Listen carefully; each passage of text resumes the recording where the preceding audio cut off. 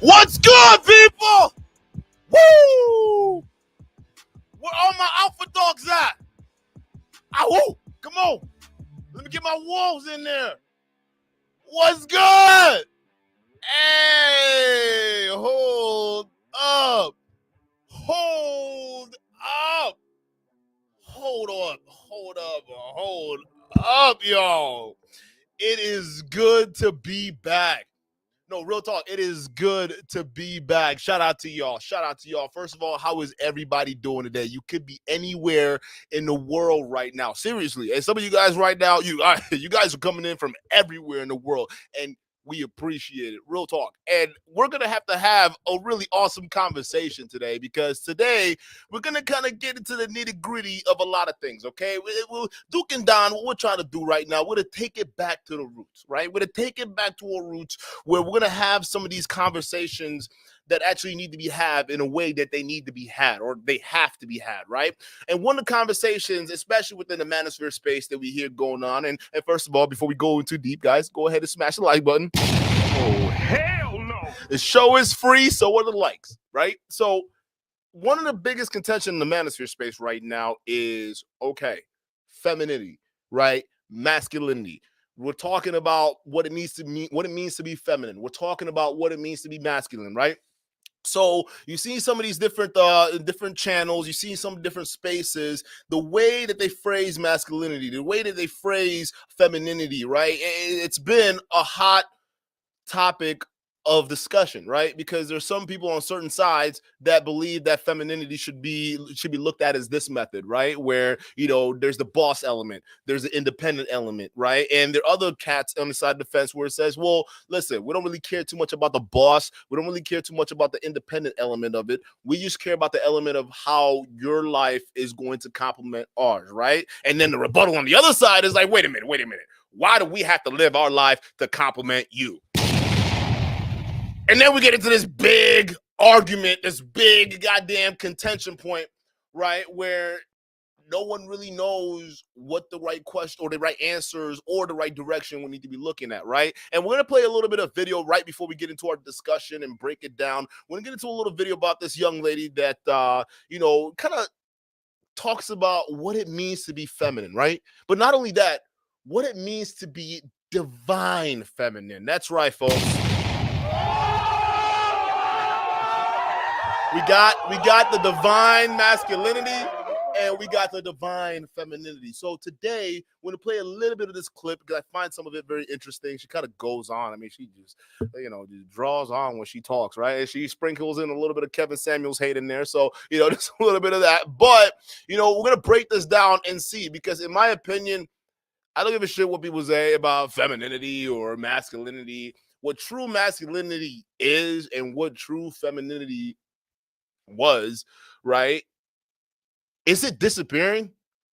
No, real talk. That's a real question, right? Is it disappearing? Is it gone, right? Are we headed towards a position right now where, real talk, some of you guys, you talk about you want to save femininity, you talk about you want to, have men be more masculine, right? But when you look further into the spaces, it's just that the opposite spells true.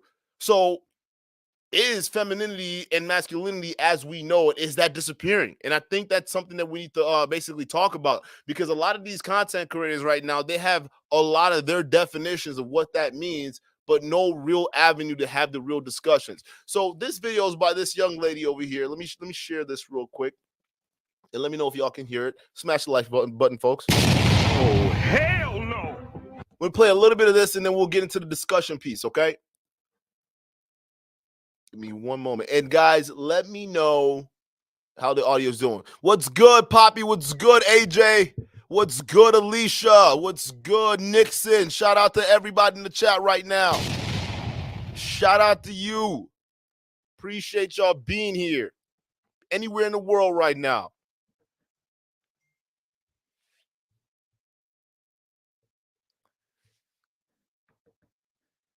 All right, awesome. Let me get this in here. All right, so I just slapped down like 4 minutes in. Let me know if you guys hear the audio. And then we can go from there. generally less happy than those of non traditional couples, which makes sense to me because the most feminine girl and the most masculine guy have like no overlapping characteristics. You just don't have as much in common. And to be clear, this is concerning characteristics, not necessarily appearance. You could dress in a typically feminine way, but also have instrumental traits like assertiveness and ambition. Despite this, femininity coaches, I, I am gonna not be able to say femininity. Femininity. Femininity. Femininity. I'm not going to be able to say that by the end of this video. Despite this, femininity coaches are dedicated to teaching women how to reject any semblance of masculinity in favor of feminine energy. This message isn't necessarily new, it's just in the form of YouTube videos instead of good old fashioned Charm School. So, Charm School isn't just the name of a short lived Flavor of Love spinoff, it's where young women were sent to learn social graces like good posture, air kiss etiquette, which fork to use, and how to acquire a husband. Charm schools, also known as finishing schools, saw their heyday in the 18th and much of the 19th century, but by the 1960s, their popularity decreased dramatically due to shifting attitudes towards women's role in society. Finishing schools and etiquette classes are not a complete relic of the past, but it's more kitsch cottage industry than cultural institution now. Funny enough, I actually had to take an etiquette class when I was a kid because I was a part of what can only be described as a sorority for children. This is one of those memories that's like a grayed out tab on a computer screen. Like you can't actually click on it and recall what exactly happened, but you know you were there. Basically, we had to learn how to be ladylike and got scolded a lot. And at the end of the year, there was this cotillion, which we had to be a part of. And it was a whole thing. We had to get fitted for custom dresses and learn a dance. It was, yeah, that was, I don't know, weird memory from childhood. Anyway, that was my brief brush with a charm school of sorts, which I'm pretty sure I didn't like then, but now if I was offered the opportunity to take an etiquette class, I would do it because I kind of find following arbitrary rules to be fun. Also, most modern etiquette classes are kind of aware of their old fashioned origins and seem less about molding unwilling tomboys to fit rigid gender norms and more about providing willing participants a crash course on contemporary etiquette, which is increasingly gender neutral. All right. We've heard a little bit. All right. So first things first, for those of you guys who are just stepping in, okay. So she's basically kind of breaking this stuff down, and honestly, like I like her energy. I ain't even gonna jack, bro. Like she's got a cool vibe to her, but a lot what she's basically the argument she's trying to present right now. If you guys are following along, right, if you can break through all the word jargon that she's putting through, is basically the roles between men and women, well, the way we've always known them, it really shouldn't be the case, right? It really shouldn't be, what's a masculine man nowadays, right? What's a feminine man? We're all kind of the same, right? So there's no, I mean, all this gender role stuff, that's all society. So that's what she's coming at right now. So we're gonna play a little bit more, and then we're gonna get into the discussion part of it, okay?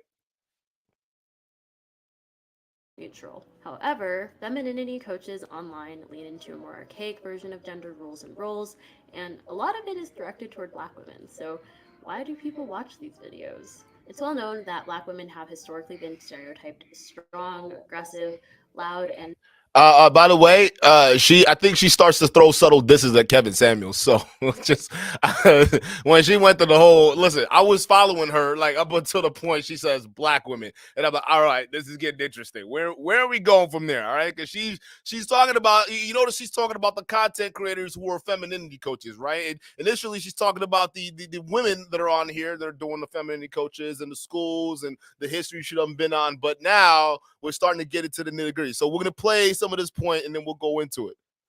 masculine as a result of our bodies having been historically exploited and objectified. I've talked about this in a few different videos on my channel, and I always think it's important to emphasize that these stereotypes did not come from any inherent truth about black women, and they also didn't come out of thin air. Stereotypes are used to justify actions. For example, in the United States, racist stereotypes didn't cause slavery, but people used them to justify the enslavement of black people. Anyway, it's hard to pinpoint the origin of black femininity YouTube, but it's pretty clear that it is a response to the masculinization of black women that has occurred for centuries. Black men in particular watch these videos because they feel like they need to strip themselves of these stereotypical labels and want to be perceived as more feminine because that usually leads to better treatment. So if you've never come across this femininity content, it usually features a really put together woman or a bunch of Pinterest photos of put together women and advice about how to be more feminine. Some of the advice seems pretty harmless and just like basic self-help / self-improvement type things, such as be open to receiving compliments, be polite, or be emotionally intelligent. There's nothing wrong with wanting to be those things and wanting to improve yourself in that way. In fact, what I find strange is that these things are branded as femininity tips when they don't really have anything to do with being a woman. Like, anyone can be those things. However, there is femininity advice out there that is problematic because it leans into archaic gender roles that place a premium on changing yourself to fit within a rigid mold of what it means to be a feminine woman. A popular video that many of these feminine coaches make is masculine behaviors to stop. So this first tip that I have for you girls is something that can happen just very easily. Sometimes it depends on where you grew up, who you're around, based off of your past experiences, or sometimes it just happens, and that would be speaking aggressively. This is something that is not feminine at all. Advice ranges from avoid planning dates because it is doing energy, which is masculine, to stop trying to compete with men because they have certain traits that women just don't possess. To be fair, some of these coaches recognize that it is unrealistic to only have feminine energy and admit that there are certain times and places for masculine energy. But my biggest thing is just like, why can't you be yourself? I feel like it creates unnecessary stress to worry about if you're putting masculine or feminine energy out there. If the goal of this is to be a pleasant person, that shouldn't be gendered. But two of the biggest issues with femininity coaches is that their advice largely centers around changing yourself for a man in order to be in a relationship, and that it places too much of a premium on respectability and caring. A huge part of femininity content is centered around dating and relationships, with the end goal being to marry a high-value man. This is also known as hypergamy, the practice of marrying up into a higher social class. In an article on Femininity and Refinery 29, Shantae Joseph sums up the issue with how femininity coaches tend to bring these kinds of relationships. There are a million ways to be a woman, yet as these coaches proliferate, women from all walks of life are being taught or even groomed to secure a financially stable marriage where there is no incentive for the man to be perfect for the woman. All he has to do is fulfill the nondescript role of provider. Femininity coaches. All right. So I'm going to leave it right there. And then let's go ahead and get into the discussion because I think there was a lot that was said in there and quite a bit that needs to be either broken down, but just really discussed, right? So we're going to introduce a couple people here. All right. The first things first, Primal. What's good, buddy? What's good? Yeah, that's right. That's right. He's on the stream. Look at that. Hey, Look hey, at that. how's it going? What's good? What's good? Hey, I'm doing good. Just loving it and supporting and happy to be here. And there's some wildness out there in the world. I have to say that much. Am I coming in okay? Audio okay? Hey, audio is good. Audio's good. You coming in clear. All right. So we're definitely going to have a discussion about this because, all right, you know, we're talking about masculine and, you know, feminine roles, right? And, you know, we just got through this young lady basically kind of breaking it down, but she was kind of going more on the coaches side of it, right? Saying, hey, some of these coaches out here, you know, okay, I get their advices. They're fun. They're interesting. It's whatever. But, you know, some of it might be toxic, right? And particularly the ones where it's centered around finding a relationship, settling down with a man, thinking like that, right? And I think she has that perspective where it's like you formulate that to just go for a man, which I don't know if that's the case, right? But here's again, in the manosphere, there's a lot of femininity coaches too as well, those that are males and those that are females, correct? So it's one of those things that it's, well, if you're talking about how these, and a lot of them, they talk about how, you know, their content is basically centered around women with the goal of either finding relationships or getting married or something very, very secure. And it doesn't have to be women. On the male side,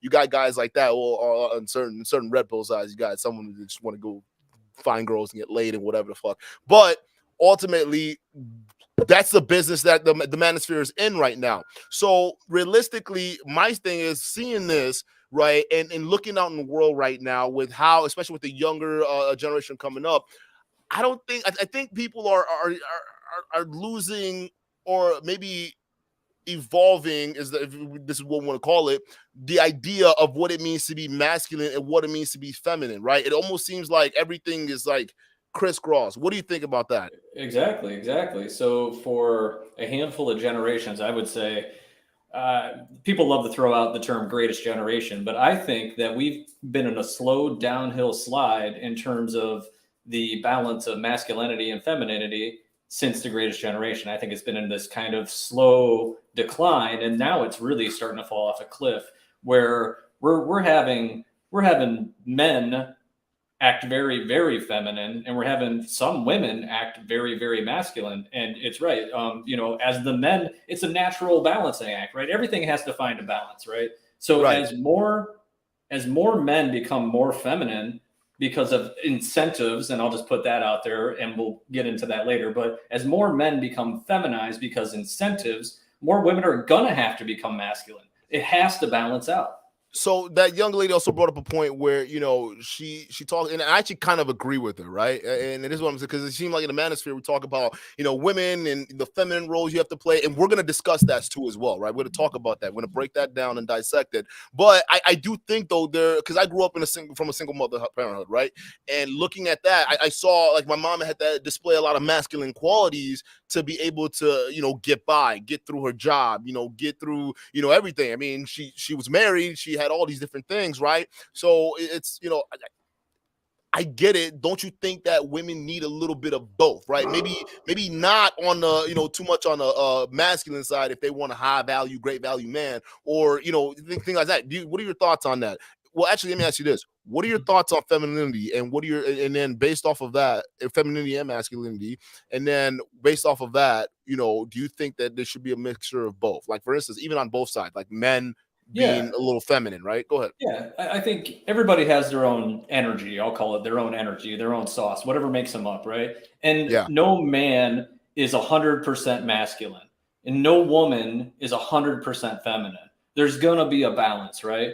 But when we start tipping into the age of where men are almost more, they're like 50+% feminine acting, then we got a problem. And it's the same thing on the feminine side, is when women start acting 50+% masculine, then we got a problem again. Like the balance is all out of whack. Look at the state of the world in relationships today. How are we doing? Oh, I would say people would say it's not very good. Yeah. And I would say that is a direct reflection. Right. Why do we have all these dating coaches? Why do we have so many divorces? Why do we have all these problems with relationships? I can't find no man. I can't find a good woman. I can't this, that, and the other. Nobody's having a good relationship, or very few people, right?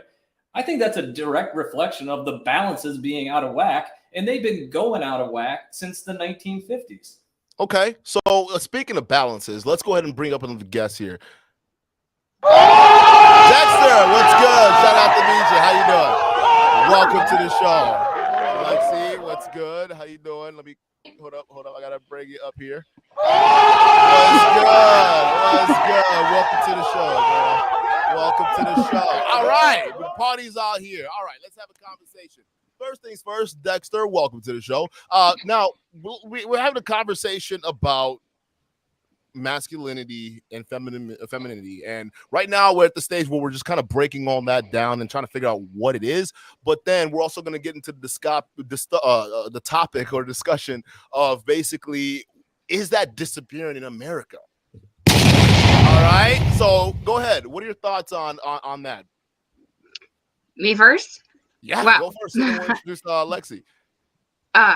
Okay, so as far as like answering the question directly goes, like masculinity and femininity, like traditionally, if that's what you want to call it, it's not like disappearing, it's transitioning, like I've thought a lot about gender. I'm non-binary, so I'm just going to go ahead and come out right away. So that makes a little bit more sense. Also, which is very, very interesting, can you break all of that down too as well for the folks that don't know what that is? I can try to break it down for you. It's I'm still breaking it down myself. Okay. But non-binary is just like it's an umbrella term for, gender is a spectrum. So, think of like, femininity over here and masculinity over here. And then like, pink's this and then blue is here, but then it like, it slowly transitioned and in the middle, it's like purple. And, along that whole spectrum, there's like, genders that fall in every single different, part of the spectrum. And, non-binary is just kind of a way to say like an absence of gender or an inclusion of all genders. It's kind of, up to the person who is identifying as non-binary. Okay, so then now going back to where you were talking about, the it's not disappearing, it's transforming. Can you continue with that? Yeah, like I would say like the way it's people are having more of a realization about gender. Like it's always been there, but I think people are suddenly becoming very aware of it. Like they've always done these things. They've always had these like societal expectations of each other and like habits almost of each other. But people are suddenly becoming aware of it, and that's either making them really uncomfortable, so they investigate that and then come out as trans or do whatever they do with those feelings, or they decide that they're comfortable with it, and then yeah. Awesome. All right, Lexi, shout out to you. Let's go. Welcome. Can you do me a huge favor? Can you turn your device horizontal? We got to match like the this. crew up here. Yeah, like everybody. Yeah. Oh, perfect. There it is. There Perfect. we go. All right. So, welcome to the show. Now, what are your thoughts on masculinity, femininity? All right. Is it? First of all, describe what is traditional masculinity and femininity to you? Well, I think masculinity is like, I feel like traditional is like men not opening up and just being cold-hearted towards women and doing like, I think of like the 60s 70s when I think of like traditional things, like when you said traditional masculinity. But I think it's just like women like not, or well, men just like not opening up and just like holding off on their emotions basically, and just not doing what people used to do back then, So because we talk about when people have that idea of traditional masculinity and femininity, right? They go back to, I mean, a lot of it is stemmed from the 50s, the 40s, the old way of thinking, right? And one would say that way of thinking, that the traditional gender roles where there was only, and I have a multi-dimensional way of looking at that, right? And I can break some of it down, right? And originally it was men going out and working, being out in the fields or being out in the factories and things like that, and women traditionally doing work at home, right? And the society began to progress where we're talking about, new technology, right? So maybe you got the washing machine, so it eases the load for a lot of women back then who were at home, right? So then you got all these different inventions, all of them, you got to the point where the economy is booming, things are going crazy, and now women are out in the workforce, right? So that's another thing, which to that extent, I think that was really not to the fault of the women, more of like the economical conditions that was going on at the time. Because after the first war, when the women had to take over, when the men were fighting, they realized that, hey, wait a minute, girls can do the same thing guys can do. So let's just bring them on into the workforce. So I think they did a lot of incentivizing to get a lot of women in there. And now that we're moving forward from that, where women are working and doing certain things for themselves that men don't really have to do or keep up, we're seeing kind of like almost like I won't say a balancing act, but like a new Cold War. Right, you kind of see it right now, where the women are now looking at men and saying, "Hey, listen, what do you mean? We can do what you can do, like what it's you mean like cooking clean, right? I can I can cook for myself. I could go to the restaurant. I got money now. All these different things, right? So now and then we're progressing to the point where now we're adding other forms of genders and things like that to the spectrum. But I would say from that is where we were kind of like where everything kind of changed. Now, with that being said, is that disappearing? I wouldn't say it's disappearing in America, or where would you say that's going? I agree with what Dexter said. It is not disappearing, but transitioning. Like, I feel like it's a little like in America, it's still traditional here, but like it's like slowly like going away, but it's not fully gone. But like I just feel like people are like becoming themselves and like feeling comfortable being who they are and like doing what each other each genders can do. Like you said, it's like I feel like it's not all the way gone, but I feel like it's a good thing if it does disappear. Like everybody can be who they are, people without being uncomfortable. That's how I just feel. I feel like it's not disappearing, but Okay.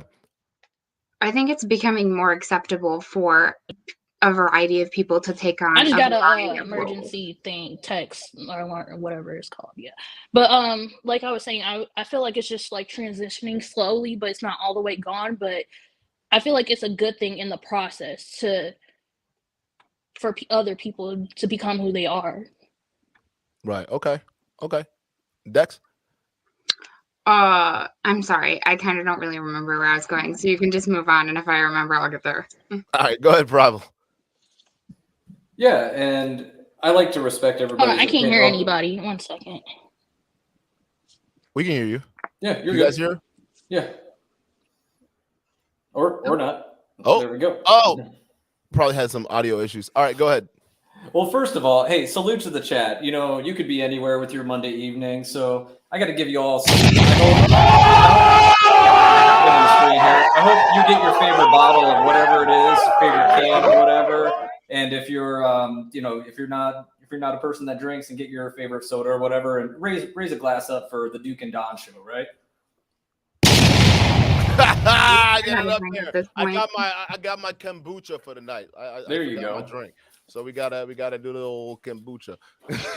We got Lexi back. See, I was buying time for Lexi to get back. There you go. Welcome back. Thank you. I was gonna say, like, everybody gets to be in their own version of their life, right? Everybody gets to. Nobody can tell you how to live your life. Nobody can tell you what to be. Nobody can tell you what to do. Nobody can tell you what to say. That's the beauty part of living in America. Mm-hmm. The hard part is when we go out in the world and start interacting with other people, because regardless of however accepting we become as a society, there's people that are going to judge you for whatever. There's going to be judging you if you're too tall. They're going to be judging you if you're too short. They're going to be judging you if you're a certain skin color. They're going to be judging you if you're a man. You're going to be judging you if you're a woman. They're going to be judging you if you identify as something else. So I like the idea that we can all just get along, but it will never be that simple. Do you think though, because I believe that's part of human nature though, is to judge, and I think that's actually part of an important part of our nature, just because, like, just evolutionary speaking, how do I know if this person is gonna have my back and help me get to one goal or not? So you got to judge the person, and particularly you got to judge their character and who they are. So not necessarily about maybe appearance wise, because looks can be deceiving. That's why you can look behind that, but we're talking about like the character, and that's the thing, right? Because I want to ask you guys the question too as well, because a lot of times when people talk about masculine roles and traditional feminine roles and all roles within the space, right, it's all about the man who's got to be the provider role, right? You got to have the money, right? You got to have the high value cars, you got to have the 6-inch dick and above, you got to 6 feet and above, right? All these different things, right? Because that's all gonna make you high value. And a lot of that stuff, none of it talks about the character. None of it talks about the integrity, right? A lot of stuff you actually have to go out in the world and get for yourself, right? And the only way you get that stuff is by falling on your feet, letting life kick you in the face, and then getting up and seeing what you're going to do about it, right? So we've almost gotten to a spot where we've kind of disregarded all that, and it's more about the surface level things, right? And the same thing for girls, right? And we see people on Instagram, we see people on all these different places, right? And the girls are expected to look a certain way, act a certain way. Now, to be fair, in my opinion, I believe that a lot of that stems from insecurities. I think a lot of that, the vast majority of that, stems from insecurities, and I think social media perpetuates that. But it's particularly Instagram. Instagram is just horrible for that. But it's one of those things where now they feel as though they have to, fit or alter themselves in a certain way to look a certain way, right? So I just kind of breaking that down for you, Private. Go ahead. And yeah, and the second part of that is we like to shortcut things. We like to be lazy because, to your point, like it actually takes time and energy and investment to get to know somebody's character. It's very easy just to look at somebody if you're driving down the street or walking or, you know, whatever, out and about at the store. You can look at somebody and you can feel some sort of way about them just by looking at them, right? But it takes more effort, more time, more energy to dive in deep. And you actually have to like put that effort in to get to know them. So a lot of people, they take the shortcut. They look at somebody, they say, oh, that's not somebody or that is or isn't somebody that I want to associate with in whatever fashion because of the way they look. And then they either make the effort or don't. But a lot of people use that as I'm not going to make the effort to try to dig in deeper to that. But here, I'll get into the traditional masculinity. And I wrote down a few notes because I was thinking. Oh, shit. He's got the notes. Yeah, I got the notes. God right? damn, I'm slacking over here, dude. Yeah. I got to get my freaking pen and pad. All right, we're ready to go. But here's the latest buzz on masculinity. And in 2019, American Psychologists Association, something to that effect, they came out with an article, an essay talking about men's mental health and toxic masculinity, right? And then they kind of proceeded to talk about the traits that made up toxic masculinity. And it was kind of funny because some of the traits that they pointed out as toxic that we should try to get out of men and try to quote unquote feminize men, if you will, there's some on this list I wrote down. In my opinion, there's some good ones. They called stoicism bad. They called stoicism toxic. I'm very stoic. It served me very well. I think there is a time and place for stoicism, and for a lot of men, it's hugely beneficial. If you're in Ukraine right now, you probably want to be a pretty stoic man. I'm just going to say that, right? Okay, that's very interesting. Yeah. Competitiveness. Seems like competitiveness makes us all get better, right? But that was deemed a toxic masculine trait. We got to get rid of that competitiveness. Dominance. They call dominance bad. Is it bad to dominate the field that you're working in? Is it bad to be the best at something that you do? No, that's not bad. Wait, they're demonizing that? Who's demon? Whoa, because I'm a very competitive dude. I'll send you a link to this, but yeah, the American Psychologists Association and that's the came thing out that we have with to actually talk about though, because that's interesting. Because if I had a son, I would want my son to kind of want to be like me, right? I would want to. Well, maybe not. Maybe that's a little bit different, right? Maybe but competitive in a relationship. But like competitive in a relationship. That could be and bad. Like dominating a relationship too. Like that's what I thought. Well, okay, competitive. But this was not speaking particularly to relationships. This was toxic masculinity. This was not directly to relationships. This was just the broad blanket statement. And the last one, aggression. I don't necessarily think aggression is a bad thing. Sometimes there's a time and a place for you to be aggressive. So yeah, but always I don't think there is. That's why I said there's a time and a place, right? But if we take the teeth out of the tiger isn't a tiger anymore. Because the tiger might need its teeth at some point. Mm-hmm. It's got some gooey gums. But there's also like like total way for someone to be like, what I'm really struggling with in this conversation is like this isn't how trans people talk about gender. Like when we talk about gender, like it's very much, it's just really different. It's hard to explain, and I'm not going to get into it because that's a different topic, but like there's no one way for masculinity to be. There's no one way that femininity needs to be. I feel like that there are definitely like certain staple qualities of each thing and everything in between, but like I don't know. Actually, I think it'll make kind of a lot of sense to break that down too, because we want everybody to kind of get a better understanding of it too as well, because there is a lot of trans stuff in the media. I mean, that we don't have to really get into that because that's a whole lot of headache. But I do want to know. I'm curious, how do trans people see masculinity and femininity? If you can break that down for us.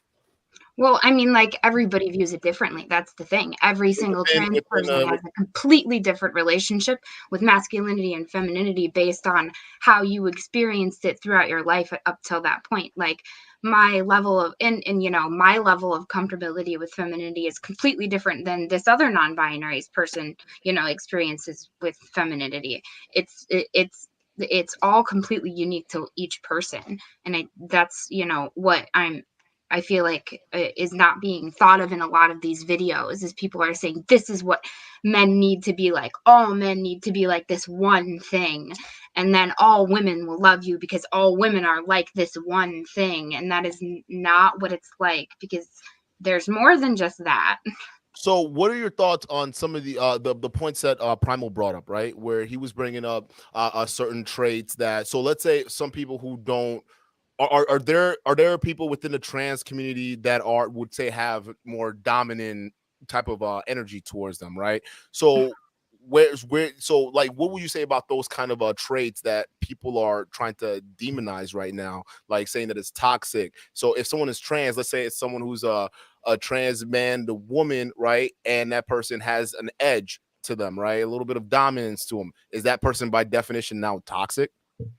No, I mean, like, no, it depends on how you use that, like, I had an old manager who she was trans, and um she had a very much so, like, she was very direct. That I had to say that a lot to people. And she just had like a very resting bitch face. She had one of those very monotone voices. She was very short with her words. So a lot of people didn't like her when they'd come in, and when she was gone, they'd say mean things about her, and it would really hurt my feelings, because it was a lot of transphobia just going on, just like, people saying, because they were guessing that she was trans based off of traits that they were assigning to things in their head. And yes, some of them were correct. I had to just be like, look, that's just the way she is. She's like that with me too.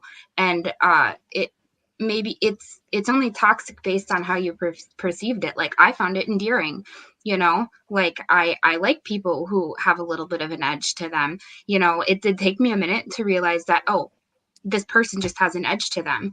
But once I got used to it, and if it ever went too far, and she was always very uh sure to say, if I ever say something in a way that hurts your feelings, please let me know, because I don't know, I can't control this, so no, Okay. not bad. So what are your thoughts about how, okay, so because the way, because there's, okay, what are your thoughts about, because I know there's certain people who are trans in real life and they behave very differently than the trans people we see that wild out on Twitter, right? So are you familiar with that, like the people who are like just like over the top with like what certain things, like to the point where it's like they're looking at other people and like they're almost to the point where like they want to like choke you for someone not understanding, right? If someone doesn't get it or right away. What are your thoughts on those kind of, because like even talking to you seem pretty base, right? Yeah, so you're not going to be, don't confuse Twitter with real life, dude. No, yeah, no. Life, yeah. Here's the thing. The problem is we're on social media, so everyone confuses everything with everything. That's a problem, right? So it's hard for people to make those distinctions.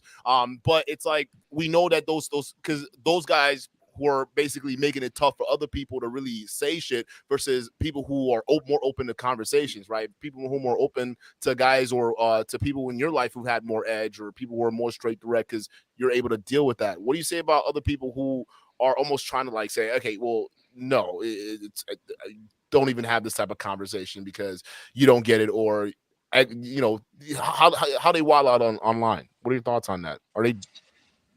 Well, first off, I would imagine that those people are probably hurt or have been hurt in some way. I've definitely been there, and I've responded to things online, usually in anonymous platforms, and like, and that's usually the reason why I'm doing that. But like, I think people need to accept that it's okay to not like certain things about people, and then other people need to accept that it's okay for people to not like things about them, especially if they're things that they cannot change, because like, now we're bringing in like different neurotypes and people who are neurodivergent. Like, I personally am on the autism spectrum, so sometimes I really struggle with social. A lot of people in this space are on that spectrum. I'm actually starting to believe that. Yeah. I mean, like, yeah. So, and I have, and as somebody who is on the spectrum, I also happen to associate with a lot of people on the spectrum, and some of which struggle with the whole, like, you know, monotone coming off in a certain way type of a thing, and people perceiving them the wrong way. But that's because it's typically neurotypical people perceiving neurodivergent people the wrong way. I would say that once neurodivergent people are aware of their neurodivergency, usually they're easily able to identify other people, but that's just because it's a safety thing, you know. But yeah, did I answer your question? So yeah, that did. But now you said the neurodivergent thing. You brought in the autism. I got to go another level deeper. You with me? You follow me, guys? Everybody follow me? All right. Yeah. So now being because we talk about autism, and one of the key things I find in this space is when a lot of guys complain about, you know, relationships and not being able to let's say even do something simple as approaching the girl that they want to talk to, right? Because let's say they do and they have those certain traits, but they don't understand those social cues, those, you know, those sort of social cues that you know as you know, as someone who would pick up the subtext, right? Am I saying that right? The subtext, right? When I'm talking to somebody but I'm reading their body language at the same time to make sure I understand what's really going on, right? Social and a lot cues. of people who are social cues, right? So a lot of people who are on that spectrum are neurodivergent, right? They don't really typically get that. Now, how would you say that adds in terms of frustration in dating lives, right? On your personal dating lives, even just meeting new people, whether it's even texting or in person. It's incredibly difficult. Like, especially because, like, you know, I find it challenging to form strong relationships with like healthy foundations with neurotypical people. Like, I would say I'm almost not able to at all, like, especially at this point in my life now that I'm aware. It's, you know, it's very challenging. It affects everything in my life, you know, and especially dating and relationships, because that's what it affects, is your ability. It's how you perceive the world, and you know, how you perceive relationships is a big part of your world. Okay. All right. Lexi, let's get you in here. What are your thoughts on everything? I feel like she was saying, or what do you identify as? Because I don't want to offend you. My pronouns are they, that. Okay. But like Dexter was saying, but I agree. Like, you can't tell what people that have like autism.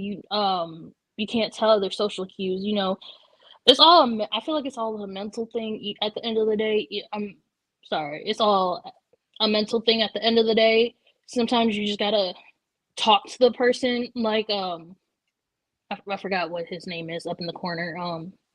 What is that? Primal. Yes, like Primal was saying. You know, you just gotta talk to the person and, you know, get to know them before judging them, because you can't judge a book by its cover. I know I'm guilty of that. I judge people a lot before I get to know them. Can we just actually just say that? Do people, because I mean obviously there are people who are on the extreme end of it, but there's a little bit of judgment in people. I judge people all the time. Yeah, that's all that I do. That's all how right. I feel like a lot of people on the internet try to you walk know, around. You know I be judging people, bro. They're you know Jesus me. incarnate. Like, hey, well, I don't judge anyone. Like, you shouldn't. Like, fuck that. But go ahead, Lexi. I feel like, yeah, it's like you were saying. It's human nature to judge people, because like, you have to judge people. You don't know like what people are capable of. Like, I was just watching like a whole bunch of documentaries, like people saying that, you know, about serial killers, like they don't know about. I'm sorry, not to change the subject, but I feel like serial killer. Oh shit! But you just don't know. We're getting into it. You know, you have to judge people, because some people don't. A lot of their victims said like they didn't by their looks, they didn't think they were like that, just the way they look. So I feel like you have to judge people to, like, it's in your nature too. You have to.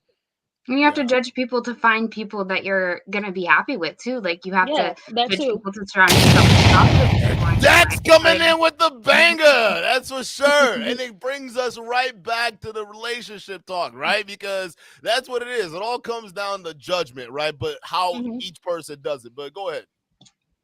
Yeah, I feel like you have to judge people too in a relationship. Like, if you want to get into a relationship, that's probably why a lot of relationships are like failing these days, because like a lot of people don't take the time to like not judge per se, but like get to know people and like, oh, but like I don't like this about you, and I like that, like pros and cons about people. Like they don't So have the let me, time to do that.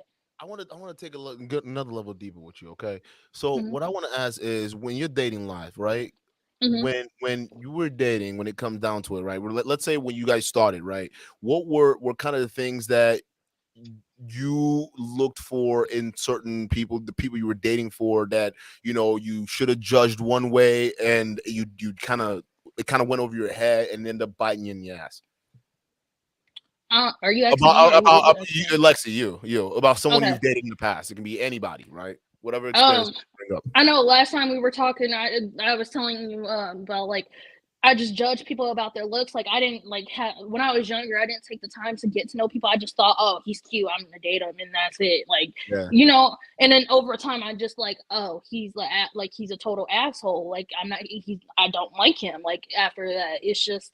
Then I just like over time when I got older, it's just like I took the time to get to know people and was like, oh, and then like we got the time to talk, like with my current boyfriend, we got to talking about things I do and don't like about him, and we try to work on things to this day. Okay. And it's Okay. just it's just like you just have to get to know people and So be upfront. You have to be upfront.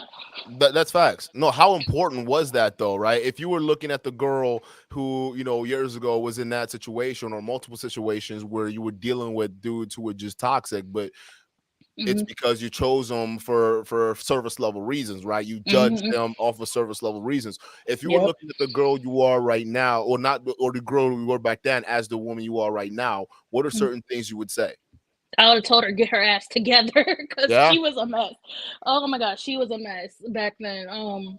Yeah, I would have just told her she needs to get her head straight because he's not for you, sweetheart. Because he's really So like yeah. honestly, I would whoop my ass if I could go back in time. That's Yeah. that's what I would do. Yeah. So I would say, because that makes a lot of sense, right? Because you want to make sure that you're making correct decisions. Now, my question to you would be, when you look out on social media, right? You see some of these big influencers. Um, do you think that that message that you would tell yourself that's younger is being perpetuated out with social media right now? As you see, like Instagram, Snapchat, some of those places. No, Okay. I don't. And I feel like all like relationship couples like are just like fake in a way because they just like put at the end of the day, I feel like all social media couples like put on like a fake smile for the camera, but like at the end of the day, I don't know what goes on between them at the end of the like what goes on between them, but like I just feel like it's just all fake. You're just doing it for your career or just doing it for the views because it's popular. You just doing it just to do it. Like I so see all these people going all out for like Valentine's Day and sport, like it's just like I just feel like it's all fake at the end of the day. You're just trying to prove something to show that you're a good person. okay. So let me ask you this: why was looks in a guy at that point in time so important to you? Like, why was that such a big? Was that something that you weren't really thinking about, or is that something you thought that you were supposed to be attracted to? What is it? Because there's going to be a lot of people in the space where they're like, well, I feel like I'm 5'2". Mhm. I'm short. I don't know what's going on, and if I go talk to a girl like that, well, she's gonna Mhm. ignore me because she only wants the guys who are hot, right? So Yeah, why was that? If you can explain that, why would look so important? I think it was just being competitive. Like back then, I was in high school, and if you had the hottest dude, then you were like that it girl. Like you was just the shit. That's why I just like probably just that trying to be competitive and like just probably insecurities too. Like that's probably why I put myself through the stuff I did put myself through because I was just insecure. I was like, if I lose him, I'm probably never gonna find another dude like him. Like that's gonna be all hot and sexy and got a 6-inch dick. Like I'm never gonna find that again. But like, you know, it's probably just a mixture of insecurities and just trying to be competitive with other people. What do you mean competitive? By the way. Because that's a trait that we were just talking about, which obviously it's not, because it can be taught, because women are competitive too, and there are other people, and Dex was just explaining, they're in the community, trans community, there are a lot of competitive people in the trans community too. So people are competitive. So I don't think it's like necessarily a toxic trait that's just relegated to guys, right? So now you're talking about you being competitive in return in regards to men that you're dealing with. Why was that? What is the competition? I feel like it was a mixture. Like, it's just like, it is toxic, but it isn't at the same time, because like it could do good for your future, but like competing against each other, I feel like that's toxic. But I was just being like in high school, I was just trying to like prove something to other girls, and it was just stupid. Like looking back, it was really stupid, because I was just trying to prove something to other people. At the end of the day, like I honestly don't know why I was doing that. I really don't know why. It's human nature, I feel like, too, just to be that way, just to be competitive. Like, it's just, I honestly don't know. It's, high school is just a lot of hormones and all. A lot of hormones and stuff like that. I hear you. So my thing would be now, because not now, you're obviously the people who you're vetting for and thinking about, right? It's going to be the exact opposite of, like, they don't have to be the cute guys or the good looking person, right? So what are main qualities you're looking for now that you don't see as being preached out there in social media that would lead up to the what we're talking about right now? Good.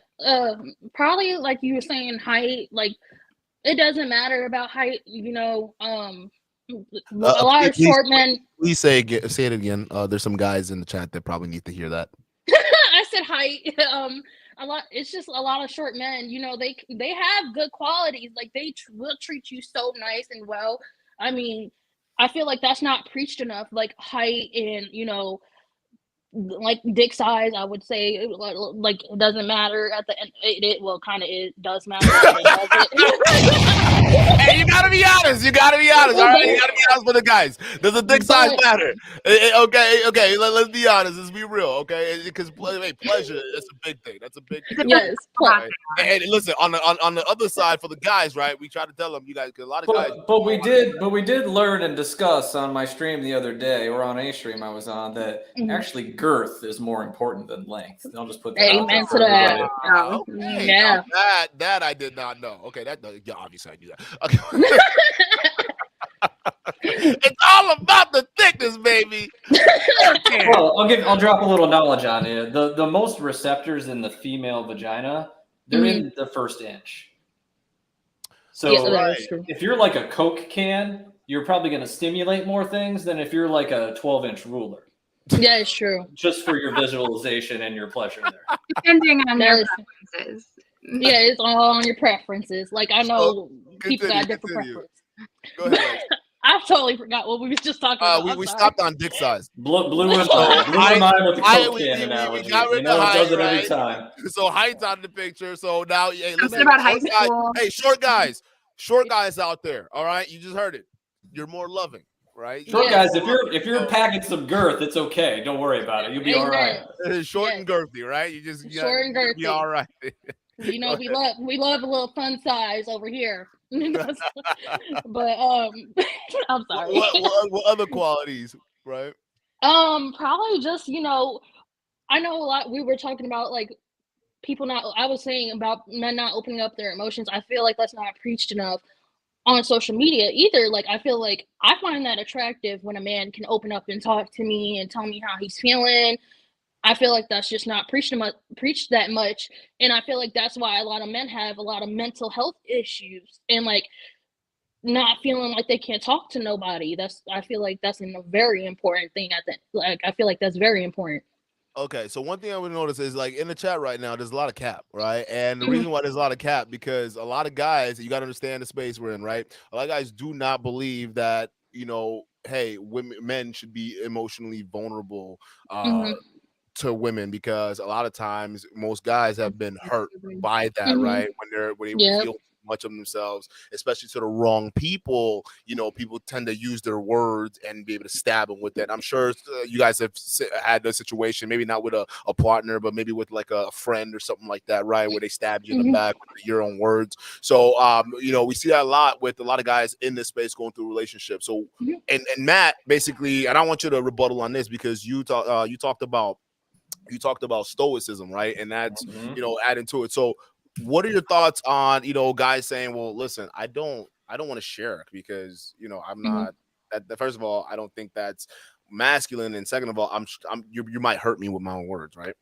I feel like that goes for both genders too, because a lot of women, they get hurt by their own words too, because it's just like you throw a lot of stuff in my face. Like I had that happen to me before, and it didn't feel good, and it took me a lot of work. It's still taking me a lot of work to open up to people to this day.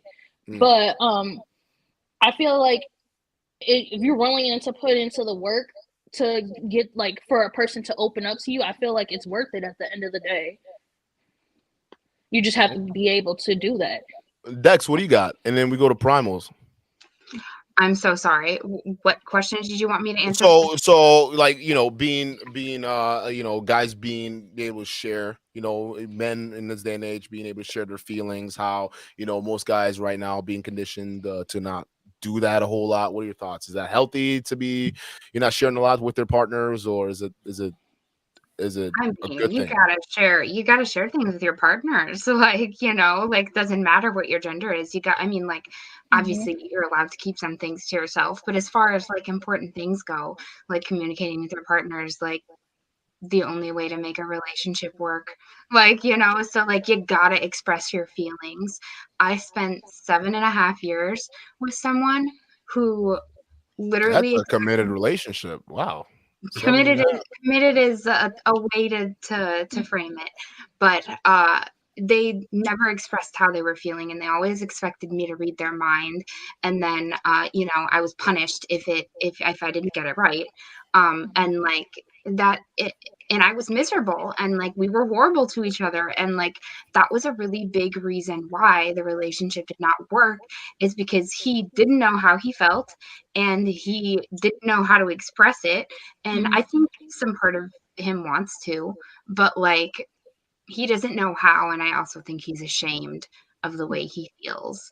And why would you be ashamed of it? If is that what like, well, if you were to you could be vague about it, but like, why would you think someone would be ashamed of their feelings?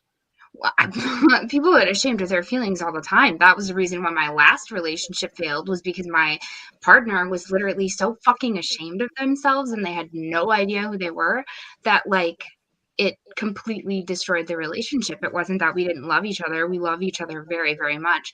We worked really well together, but when it was a bad day, it was a really fucking bad day. So like shame and regret. I would say regret is like probably one of the most useless human emotions. Like it doesn't do anything because you can't change the past. And like, and shame is often like, if it's not handled correctly, it can blow up. It can turn into a big mess of tangled thorns. Okay, no, I get that. No, you brought up an interesting point because because I think it's giving an eye opener to a lot of people who don't really understand trans relationships, right? Because a lot of people wouldn't expect that. Hey, there's a back and forth like that, like, because a lot of people don't really know, or educated on that. So when you're going into that toxic side, because what you were explaining, it sounds like a lot of toxic relationship most people kind of go through, right? So would you say that communication and the like thereof led to a lot of the fights that you and your partner had at that time? Well, absolutely. Like, I would, he would be, mean to me. And then even when things were like good or neutral, like the resentment would build up, and like I couldn't help but like get it out in the only way that I could, and like find little ways to take it out on him. And like, can't really give you an example right now, but nothing like, like not like slamming doors in his face, but throwing bottles, flipping couches, stuff like that. But just like being snarky and snappy when I can, and like stuff like that. But like it also builds up a lot of resentment too if you're not communicating your feelings with one another, and like, because you can't guess what is going on in another person's head. So because it sounds interesting, because you're describing, because I've had relationships like that. Like, I ain't even going to that. That sounds like very similar. So now, in your relationship, was there people who were playing both roles, right? It seems like there was a masculine presence and a feminine presence, and what was that? Someone trying to play one or the other? Were you guys kind of moving back and forth? Was that where was a lot of? I'm trying to figure out, because it sounds so familiar with a lot of relationships that you see that are heterosexual, or even some of them who are homosexual, right? I wouldn't think trans is homosexual, but homosexual relationship between gays and lesbians and things like that. So, like, would you say that within the trans relationships that people play certain roles within that?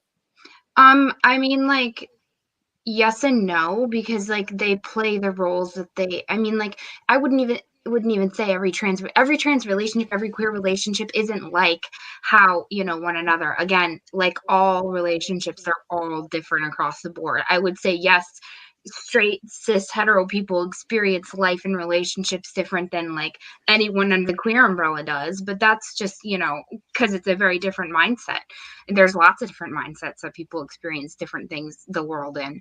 But as far as my personal relationship went, and like gender in that relationship, I actually met that person when I was 15, and they were like a couple years older than I was, and at the time it was before he had come out as trans, so he had identified as a girl because that's what he thought he was, and that was before I had come out, so I had still been identifying as a girl. So for the first like 3 years of our relationship, we were like lesbians, and that was just how it was. And then shortly, as time went on, he discovered that he was trans, so he came out, and that shifted things. But it only shifted things because it shifted, when you come How out. so? Like, what do you mean it shifted things? Because that shouldn't change anything, right? Oh, yes, it should. It absolutely does. When you How accept a so? part of yourself, Okay. because, when you're accepting a part of yourself, you're becoming a different person. Like, when I came out, like, suddenly the world is treating me differently, and that's going to make me react differently. Therefore, it's going to change a relationship.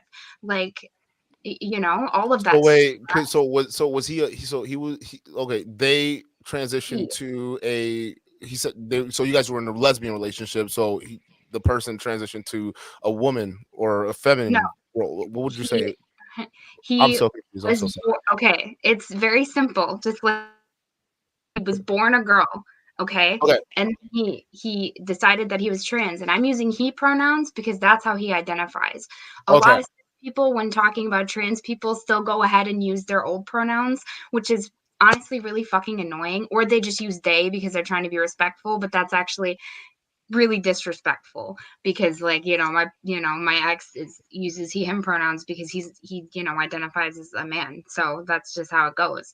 But no, he was born a girl that learned he was trans. I want to touch up on that piece, but go ahead and go into that a little bit. Not that getting offended piece. I want to touch upon that later, but continue what you were saying with your. So she then went to he's now he. So then you guys were in a lesbian relationship, and then what were you? Well, at the time, I was still identifying as a girl as well. I didn't Okay. come out as non-binary until 2020. So I lived a large portion of my life identifying as a girl. I changed my name, like, to Dexter 3 years before I came out. So Yeah. Okay. Wow. So okay. Continue.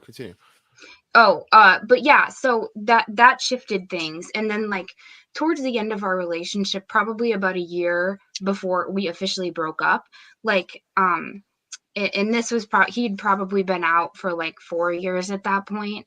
Uh, I had decided that I wanted to buy a binder. And I think I changed my name first. Yeah, I changed my name to Dexter, which is, traditionally masculine, but Dex has got like, the feminine flair of it. I was like, I kind of want to buy a binder, which for those of you who don't know, a binder is for those who have a chest, it like binds your chest to make it flat. I have top surgery now, so thank God I don't have to wear that anymore. Oh, so you're fully See, not fully, like, you know, there's no stopping point, you know. Okay. I'm always in a period of transition. I'm always evolving. Because I hear on the media all the time where someone says, "Oh, I'm fully transitioned." I'm like, what does that mean? That's just And bad wording. they equate it to like going full out with the surgery and whatnot. Yeah, no, I just chose to have surgery. Some non-binary people choose not to, some do. Like, I'm never gonna do like testosterone or anything, or like, because that's not my jam. I just wanted to have a flat chest and no nipples. So, but anyway, what was I even saying? Oh yeah, when I got my binder, I felt the need to ask him for permission, which looking back on it is gross in a lot of different ways. But like, it's because he would constantly throw this line at me like, "Oh, you're not trans, you wouldn't understand," when like him talking about his, you know, experiences being trans. But like, you know, by saying that, he kind of put me in a box, which again, all of this affected our relationship. That's why I'm talking about it, because like, you know, that creates a level of mistrust in someone. I didn't trust him as much because I couldn't tell him these things. Like, you know, it was only like 5 months after we broke up I came out, because that was all I needed. Okay. Wow, that's interesting. That's very interesting. Primal. Yeah. So that was a lot. We took a segue there. We took a bit of a path from masculinity and femininity, didn't we? We did. We went into like a whole different rabbit hole, but like it's very interesting because I'm like So still this is like all gender, guys. This is all masculinity and femininity. We're still talking about the same damn thing. Your mind Yeah, is that is not, you didn't know how much masculinity and femininity there was. because there was like yeah, in a way you're right, because there was like certain elements, because I've seen the exact same kind of energy in other genders. So I guess I'm just it just gets confusing to me. But like, okay, so now we're back on it. Is it looking out in the dating market? I'm assuming you're single now, Dex, or no? No. Oh, okay, never mind. I'm sorry, you're talking about your relationship. I was like, maybe okay. So what is it like now in terms of like meeting new people, and what type of energies are you looking for? Are you just like, you know, you gotta, it doesn't matter how you come to me, it's just, you know, if I like it, I like it? Or would you prefer somebody who has a little bit more of an edge to them, a little bit more dominant, maybe not too dominant where they're almost like toxic or abusive, but got that? Or are you looking for someone who's a little bit more feminine, you know, maybe masculine, but then, you know, can match up with your vibe? Well, I mean, as long as they match with my vibe, that's all that really necessarily matters. But like, there are definitely like types of people that I'm attracted to. Like, I definitely find myself, well, I would say I'm attracted to most people, except not like typically just like traditional masculinity, if that's what you want to call it. But like, I'm still attracted to masculinity, just like in different ways. Do you And see like, that? And you don't see that going away in most people that you see, like I'm at least very the attracted to general aspect of it, though? The it's general aspect of it? Because the I look out and I see a bunch of wimps. I'm going to tell you that. Not like in terms of like gender. I'm just seeing like a bunch of people don't like speak up, or a lot of people don't have that much of a edge to them, right? As much as they Well, see, I'm should. not attracted to that. I'm looking for people who can match my energy, and as you can tell and see, I have, you know, I'm high intensity, so like that's what I'm looking for, bottom line. And like wherever I can find that, I'm going for it. But what's Is interesting? that rare to you now? What? Finding someone who's as high intensity as you? Absolutely. Especially since coming out, because prior to coming out, I was on Tinder, and you know, it still said Chester, she, her. You know, those were my pronouns. And like at the time, I was still attracting all types of people. Like I had my profile set to all, you know, all types of people were talking to me. I was still getting cis women, I was still getting, you know, non-binary people, I was still getting trans men, I was still getting cis men, like everyone in between, trans women, everyone. But like when I came out, that like completely changed. First off, bisexual men, like I was expecting a lot more like straight men to be attracted to me still, but like no, like that's completely cut in half. Like I would say pretty much every man that's attracted to me openly or closetedly identifies as bisexual. But like another interesting thing is literally not a single cis woman has, like, they're gone. Like, it's wild. What's a cis woman? I'm so Somebody who is born as a girl and identifies as a girl. Oh, okay. So like like, you're okay. traditional. You're traditional. Oh, okay. Yeah, I would call it. Yeah. Okay. So what? So no more of that, right? So the cis women were like gone. Why do you think that was? I have no idea. Prior to that, you would attract women as well. Well, see, and I've tried to say that. I've had this conversation with my friends, and like, I've tried to be like, well, when I identified as, a cis woman, I was attracted to X, Y, and Z. But then they're like, yes, but like, Dex, you were still trans. That was all still in you. You just didn't know it yet. So like, it kind of doesn't really count. Like, so I don't know. I can't answer that. I'm still kind of trying to figure that out. I don't know. Are you still attracted to cis women?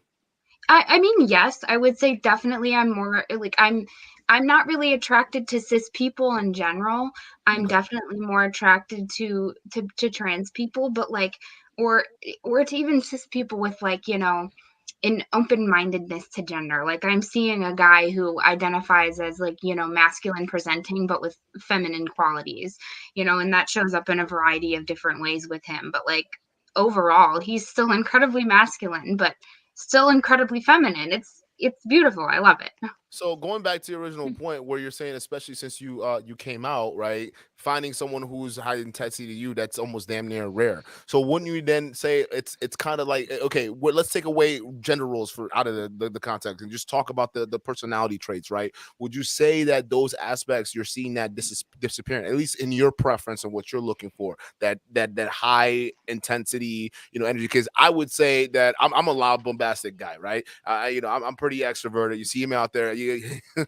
As Primal, you see me. I'm pretty much the exact same person as you will see me here. So, sometimes maybe the person I attract is someone who's probably a lot more timid. I actually have noticed that. There are a lot of people who are just either shy or they tend to be attracted towards me. But, I'd like someone who's a little, who can, vibe with me a little bit and handle a little bit of my energy. So I'm finding less of that type of energy, right, and more the feminine type, which I'm cool with. It is what it is. Now, would you say that with you, since you've came out and transitioned, are you now finding it hard to find that kind of energy that matches you, and you're finding more the what you call, say, feminine type of energy, right, or the at least what you would classify that as?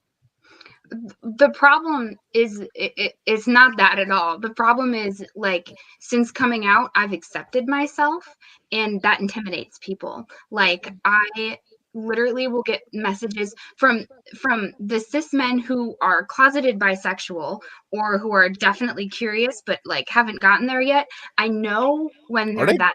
Are there guys like that? Who like really? Huh. Oh yeah, people. There are men out there who like. And you've ran into them. I mean, yeah, all the time. There are people who are like, I'm questioning my sexuality. People are questioning their sexuality all the time. Probably there's a fuck ton listening to this fucking chat right now. Like, I know some of you are wondering if you're gay. Like, you know. Whoa, that's very interesting. I did not know that. See, that's the thing, because I know what I am, so it is what it is. I never thought that people actually, in their back of their minds, they're actually second guessed and stuff. We came from. It's not like I born, knowing. People just project something onto you, and that's what I thought. So and then when what? My bad. I was gonna say, what are your experiences with that? Like, my experiences, guys who are undercover bi. And well, they're not undercover bi. They haven't figured it out yet. And then yes, there are the people who are closeted about it. Closeted bi. Well, they're closeted mostly because they're embarrassed and they're ashamed because of the way society, treats bisexual people, sometimes in particular, but queer people in general. But the way they message me is they say the same damn thing every time. I kind of like you, but I'm also a little scared of you. Or you're hot, but I'm scared of you. And like, it's. Yeah, I hear that on the regular too. It's okay. Don't worry about it, everybody.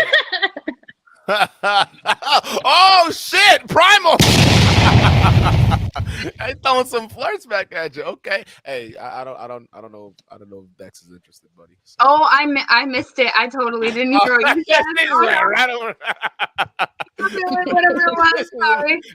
Continue. I want to go to Lexi too. I don't know if you have experience with guys who are closeted bisexual.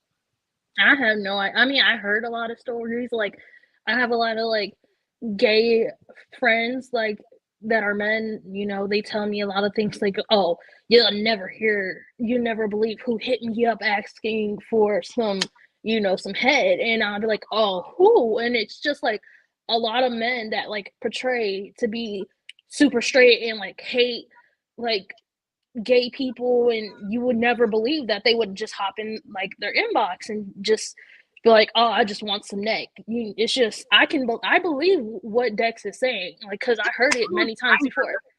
Just like look at all the people who have fucking weird shit on their fucking profiles. It's because they don't want people to know they're on that app. Some people literally say discreet on their profile because they don't want people to know. Yes, a lot of people, I believe it. A lot of people are closeted, and I think they are just embarrassed by it, and it's just, I don't know how they feel about it, but I know a lot of. So why are people embarrassed about it? I gotta ask. I just gotta ask because I just think it's like their friends. Probably they would just think what their friends think or their family members. Like, I know a lot of people are traditional. Who gives a shit what they think? I'm starting to get a little lit, so I'm just going to let it rip here at this point. Hey, who gives a shit? Listen. Last I checked, I love talking. Go ahead.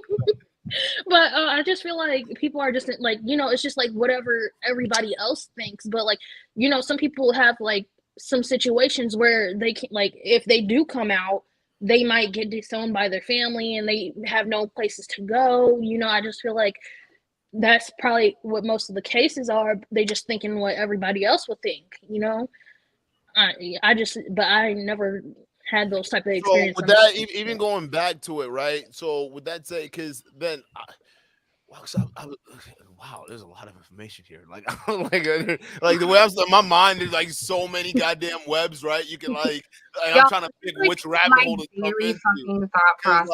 Because the thing is, it all makes sense because we're talking about traditional masculinity roles and then femininity roles, and then and this is why I love this conversation and having people from all different perspectives, right? Because now it's like, okay, here's what we're talking about, but we're still talking about gender roles, and now we're finding out there are a bunch of guys who you definitely threw a curveball on this one. You definitely, Duke, I'll give you props, man. You threw a curveball to me here tonight, man. It's not just guys. There are a lot of people in the world who either haven't gotten there yet, because there was a point in my life where I remember the first time that I saw a gay person and I was like, whoa, and I had to ask my friend, what does that mean? I think I was in 6th grade. I came from a very small town. I was very sheltered. So it makes sense. But I didn't know what that was, and somebody had to explain it to me. And my thoughts and feelings on it were pretty neutral. I was mostly just confused because I was mostly like, why haven't I heard of this yet? Why am I just now hearing of this? Because it didn't sound, it sounded different, but it didn't make sense why it was really that different necessarily. But I kind of forgot where I was going with that. But yeah. So my thing is, so what? So then what? I'm so it's because well, I'm stumped. Duke, you look like you could do something about scotch. Do you want to come over and have some scotch? Yeah, I might have to come over later and have some scotch. I'm gonna need a couple because I'm genuinely stumped because now I'm trying to figure out roles, right? So I'm trying to understand. But now we're gonna blend all the roles. Now we're gonna blend all the roles, and now we're gonna struggle, right? So now you're questioning your gender.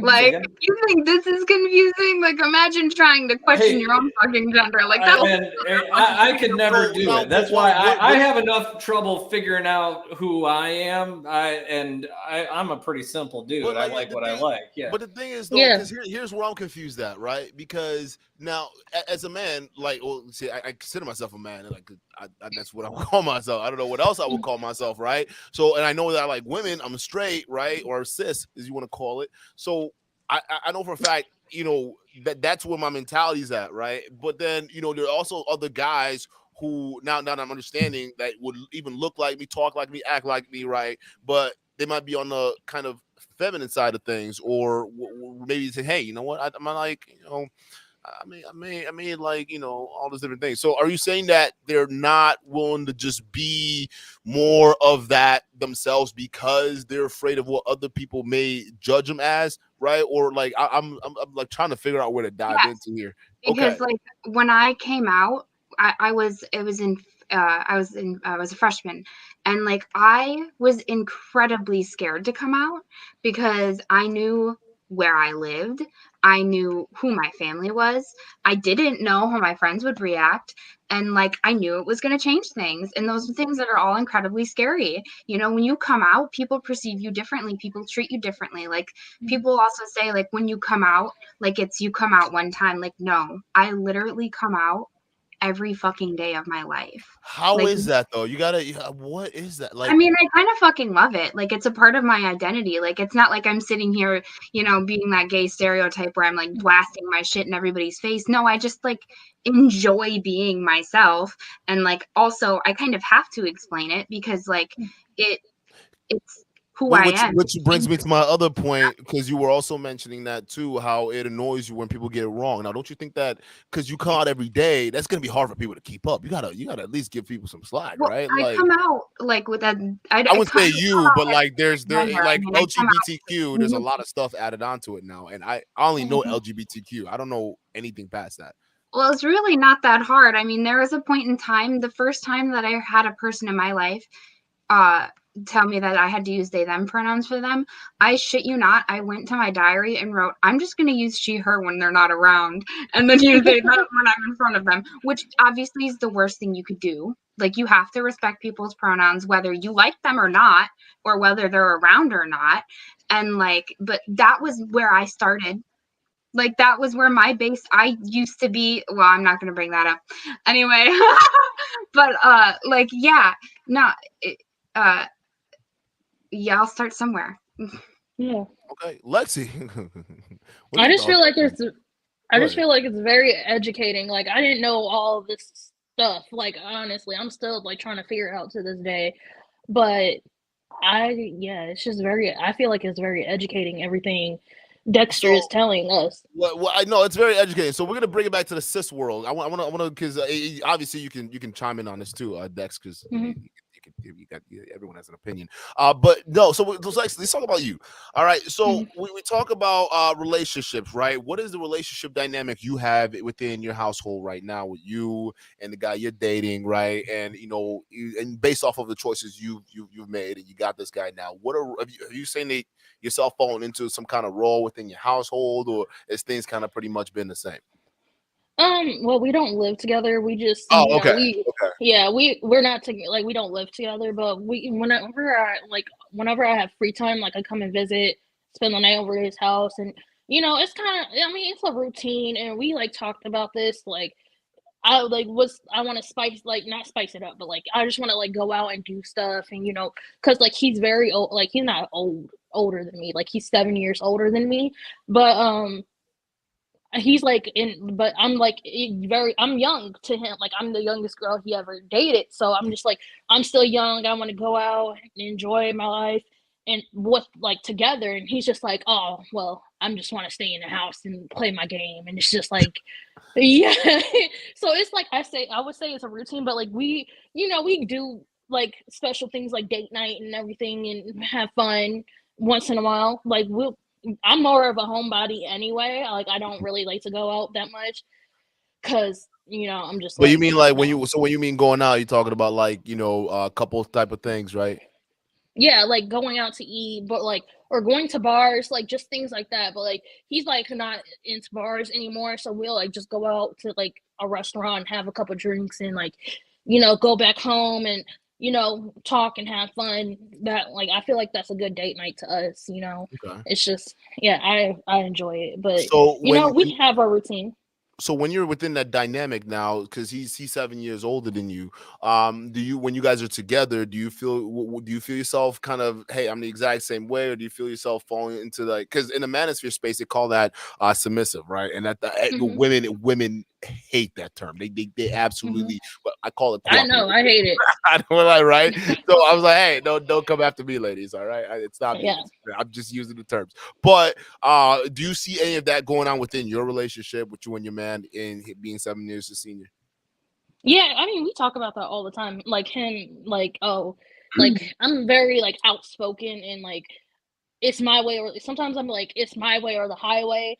Oh And shit. he just, yeah, it's like, sometimes I gotta like, he has like, he's very patient with me because he knows I'm like very young, and he's like he's teaching me like to like calm down a little more, and like I wouldn't say be submissive because I don't like that term, and he knows I So don't like look, that term.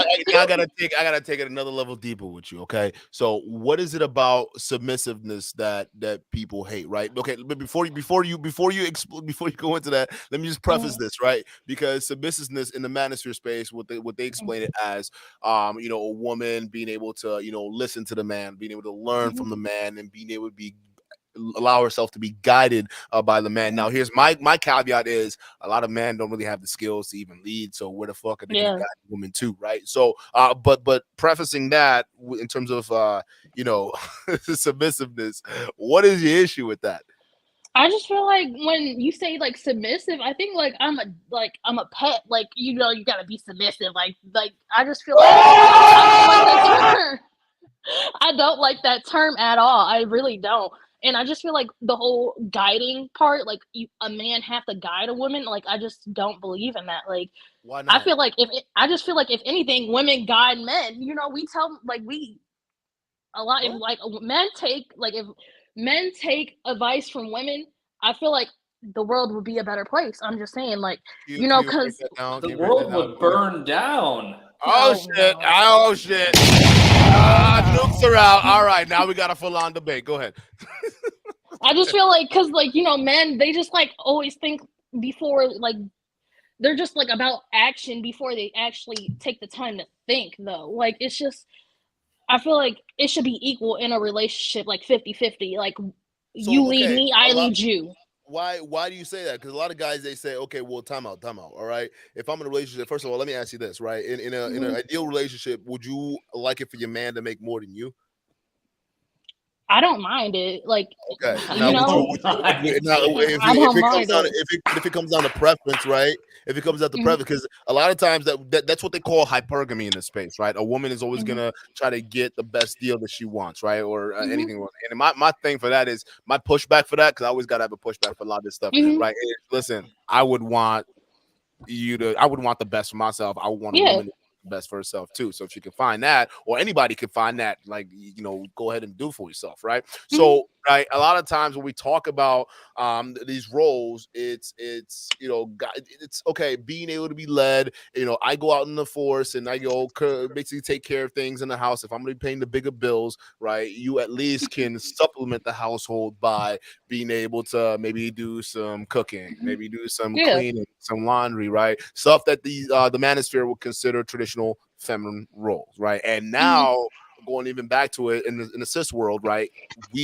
A lot of men feel as though that is going away. A lot of women can't cook. A lot of people can't mhm. cook. A lot of people can't clean, right? What are your thoughts on that? Why is that just rubber?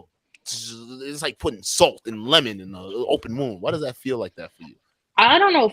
I'm speaking for me. I don't mind my man. I mean, he makes more. My boyfriend makes more than me. He's a barber, so he gets paid every day, and he makes a lot of money. I get paid like every 2 weeks, so I'm hourly. He just makes whatever he can, and sometimes he makes more than me, and like sometimes I make more than him. I just feel like it's equal. Like I don't find it an issue that he makes more than me or I make more than him. I don't think he feels that way if I make more than him. We just like are very equal in our relationship. Like if he cooks for me, I try to clean up for him, and I rarely cook, and he still loves me. He still accepts me to this day. I hate cooking, Oh shit! Oh I no. do. Okay. I do. Hey, I that's it. do. Okay. Hey, listen, he's still with you, so yeah, that works. But I mean, we've been together for That's 2 another years. thing though, Almost because 2 years. I also want to display another side to it too, because we're talking like this is an open platform, despite what people think, right? So you cannot cook, you can how if your relationship works out, it works out, right? But and that's another thing I say. I think people should actually, boy or girl, or whatever you are, right? If you need to go out there and survive, you got to know how to cook, right? You got to. I mean, how are you gonna? I mean, otherwise you're wasting money on restaurants, right? So cooking isn't a masculine or a feminine. But why? Thing. There's many great chefs that are men. Let's keep it 100. Facts. I love to cook. You already know me. I'm a damn good cook. I make some damn good food. I'll keep it 100. You've eaten. Duke's eating at my barbecue. Hey, he can tell you. Them steaks are pretty nice. I think. Hey, listen. How I found this man was over chicken. I shit you not. Like I shit you not, bro. I was like, this is how me. I'm a extroverted guy. So my thing is, I was walking past your house, right? Because I was dating somebody that lived in his apartment, and I didn't know him at the time. But I was walking past, and then I was smelling something because it smelled really good, right? And it was like chicken, but it had a little sweet, kind of smell to it. I'm like, what is this? So I walk up, I'm like, hey, what you doing over there? What's that? He's like, hey, you want to try it? He's like, a friendship was born, and that's what it was. That's how simple we men are. That's how simple we men are. You give a man just a little bit of chicken, and you have a friendship going for 5, 6, 7, 8 years. That's how it is. Yeah, you know what I'm saying? It's over chicken. Who knew? But oh my god. Go ahead. So let me ask this: you said your man is like 7, 8 years older than you. What was attractive about a man that was a little bit more senior to you? How about that? Let's go into that. I wouldn't say it was like it was. I just liked because you've dated men that were your own age, right? Yeah. Okay, so why has this guy been superior to those other ones? I would say he's just more wiser. I mean, it wasn't like, oh, you're just older and you're hot, and I find that because I got daddy issues or some shit like that. It wasn't like that at all. It was just like, 7, 8 years. That's not daddy issues. Come on, let's keep it 100. Some people do find that. Some people do find that. Can I ask how old he is? How about that? He's finna turn 30. Okay, all right. I'm 22. Yeah. Well, I can do math still. I'm not that drunk. Yeah. So okay, let's continue. Yeah. But yeah, it wasn't like his age attracted me. It was just like there was just something like we just had a great connection like on our first date. It was just like, oh, well. So what was so great about that connection? Honestly, it's just the way he treated me. Like he actually like treated me like as like a person, like, you know. So what does that mean? Like, so unpack that. When I was like when I was dating when I was like younger in high school, they just like based me off my looks because I got a big butt, big boobs. Like they just like treated me like I was just a piece of meat in high school. And honestly, that made me like stop dating for a while. And like when I just went out when I met him and we went on a date on our first date, he just like treated me like as a person, and like he didn't like think about like, oh, she's just like boobs and butts and that's it. Like she didn't like he treated for me. He liked me for me. That's what I'm trying to say. And that's very important that you say that, because a lot of guys in the space, and particularly guys we actually go up against like heavily, right? Because what they try to do is they try to put, like this is what they train guys to do, right? A lot of times it's like, okay, when you're gonna go talk to a girl, you just gotta don't even fucking get it. You're a simp. Okay, this is what is that? If you're a simp, if you did what the guy you're dating does, right? You're a simp if you do that, right? And the other way to not be that person is to sleep or to talk to as many people or sleep with as many women as possible, right? In this case, some of the guys who are leading this spaces are some of their claim to godhood, I guess, in the masculine world is that they slept with over 1,000 women, right? That's their thing, and this is what they're encouraging other men to do. So and to fight against that, because hey, listen, okay, it's one thing you go have your fun and do your thing, we understand that, but to start doing the stuff where it's just purely for let me see who I can fuck, and it's 1,000. Oh, I gotta get 1,000. I gotta get 100. I gotta get 300 bodies under my record. That's where it starts to get a little concerning, because now you're talking about not even just diseases alone, but just like how you'd feel just being around, just giving you energy around to just so many people, right? And also receiving that, because that's a two-way street. So let me ask, how long have y'all been dating? We've been dating almost for like 2 years. Well, it's about to be 2 years soon, but And where's it going? Where's it going? What do you want to do? I would say, like, I want to, like, I can see myself being with him for a very long time. Like, he has kids with a previously woman. And how many kids does he have? 2. Have you met the children yet? Yes, I met like his kids, his mom, his baby mother. We're just like we're just all blended and we're all happy. Are you all gonna get married? Is that where this is going? I don't know. If he pops the question, hey, it is what it is. Okay. But, and at 22, 23, you ready to be a stepmom? Honestly, I think about that question every day. That's very interesting. I want to know that too. Like, what's up with that? I think about that question every day. It's just like, it's always in the back of in my mind. Like, they don't call me like their stepmom. They just call me by their name. Like, I'm not forcing it.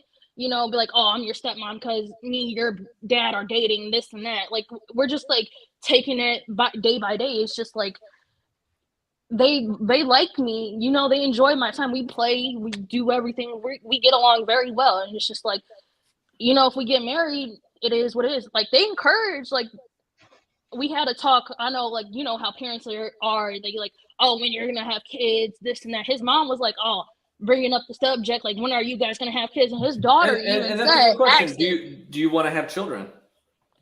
Not right now, but in the future, I would. Like, when I'm probably in my mid-20s, I would. Like, when I get stable, like financially stable, I would. I find it interesting that you're even thinking this way because one of the main interesting point contention and that women talk about in the space, traditionally speaking, right, is that, well, hey, listen, because that's another thing. They think that, hey, as a woman having kids young, that's a problem, right? You should wait till you're older, like to your 30s and whatnot. But then the guys are over here saying, well, like, the baby's not going to be as healthy, and now you're older, and it's not. So what is your mentality centered? Why is it centered around like having kids in your mid 20s and up, right? Maybe it's not totally centered around there, but why are you picking that as your time frame? I don't know. I don't want to have, like, I prefer not to have kids when I get like older, but like, it's just, I just want, after I get like settled down, like, it's just all about timing, I guess. Like, I'm not rushing it. It's all, if it happens, it happens, But so what does settled down mean to you? Because you're 22, 23, you're got a job you're established in, you're dating a man that has a couple kids. What does settled down mean to you at this point in your life then? Well, probably mean like just not partying so much. So what? I guess unpack that a little bit. Like, how often do you go out? Do you go out every week? What's partying to you? I wouldn't go out. I don't go out I'm a very homebody. I mean, I don't like to go out, but like, if my friends like offer, like, hey, you want to go out to the bar this weekend? I'm like, sure, yeah. But like, I feel like I'm not the partying type, honestly. But like, soon as I want to like stay home always, like, I feel like that's my version of settling down. I'm just not I feel like I'm there, almost there, but not totally there. So like, you said wanted to have a family. Wanted to have a family. Now there's certain people that would say, okay, because actually that's interesting, because a lot of people are saying right now, and this brings back the discussion we're talking about. When we talk about traditional masculinity and femininity, that's also child rearing is also another thing that we talk about, right? Do you see that that child rearing in terms of family and things like that? Do you see that with more modern women saying, hey, I don't want to be all, I don't maybe I want to wait, I want to push that off, I want to focus on other things before I think about a family, I think about settling down with all the different stuff, right? What are your thoughts? I think it's all a preference. Honestly, I prefer to like, I'm not gonna say push it off, but like, just wait a little longer, because I'm still young and I want to still do stuff, travel, and go out and have fun. When you have kids, you can't do all. I mean, you can do it, but like, you can't do it how you want to do it. That's the thing, and that's why all these people that have kids young, it's just like, you kind of destroyed not destroy your life, but like, you just like. Ooh, that's a hot take right there. Y'all destroyed your life by having children young. I had kids not young. destroyed it. Not destroy your life, but like, just put your life on hold, kind of, not really, but it's just like you can't do the things you want to do. And that's why I look at it, like, I just still got some stuff I want to do on my time. You can't do that when you have a kid. No, that's that's very interesting. So Dex, what do you I know we were talking about the cis world, but like anything to add within that, and then you want to relate to the trans world, because this is very interesting. I'm loving this combo. You're mute.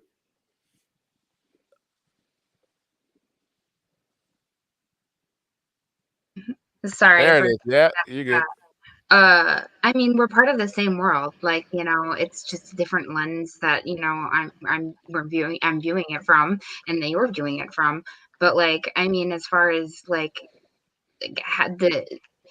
having children and like what that does to your life, I mean, like that depends on what your life is and what you intend to do with it. Like if children fit in that plan, then like great, awesome. If they don't fit in that plan, like, you can cross that bridge when you get to it. Like, how about you, Dex? How about you? Does children fit into your plan? No, I mean, they sort of did. I was a teacher for 3.5 years. I worked with children at a school, and I absolutely loved it. It definitely did make me decide that I did not want my own children. Teaching made you decide that? Yeah, what about teaching made you decide that children were not the thing? Little monsters, huh? Be honest. Be honest. Yeah. And then you got to deal with the parents. I don't trust in, if I don't get a kid that I would get along with, because sometimes that happens. I have definitely noticed. I mean, we can all be honest. Sometimes we don't get along with our parents. And like, I have definitely seen parents who do not get along with their children and vice versa. So like, I don't want to take the chances of having a child that isn't going to like me, or I'm not going to like, so. And like, maybe I would like the child regardless, but to be honest, I don't really want to take that chance.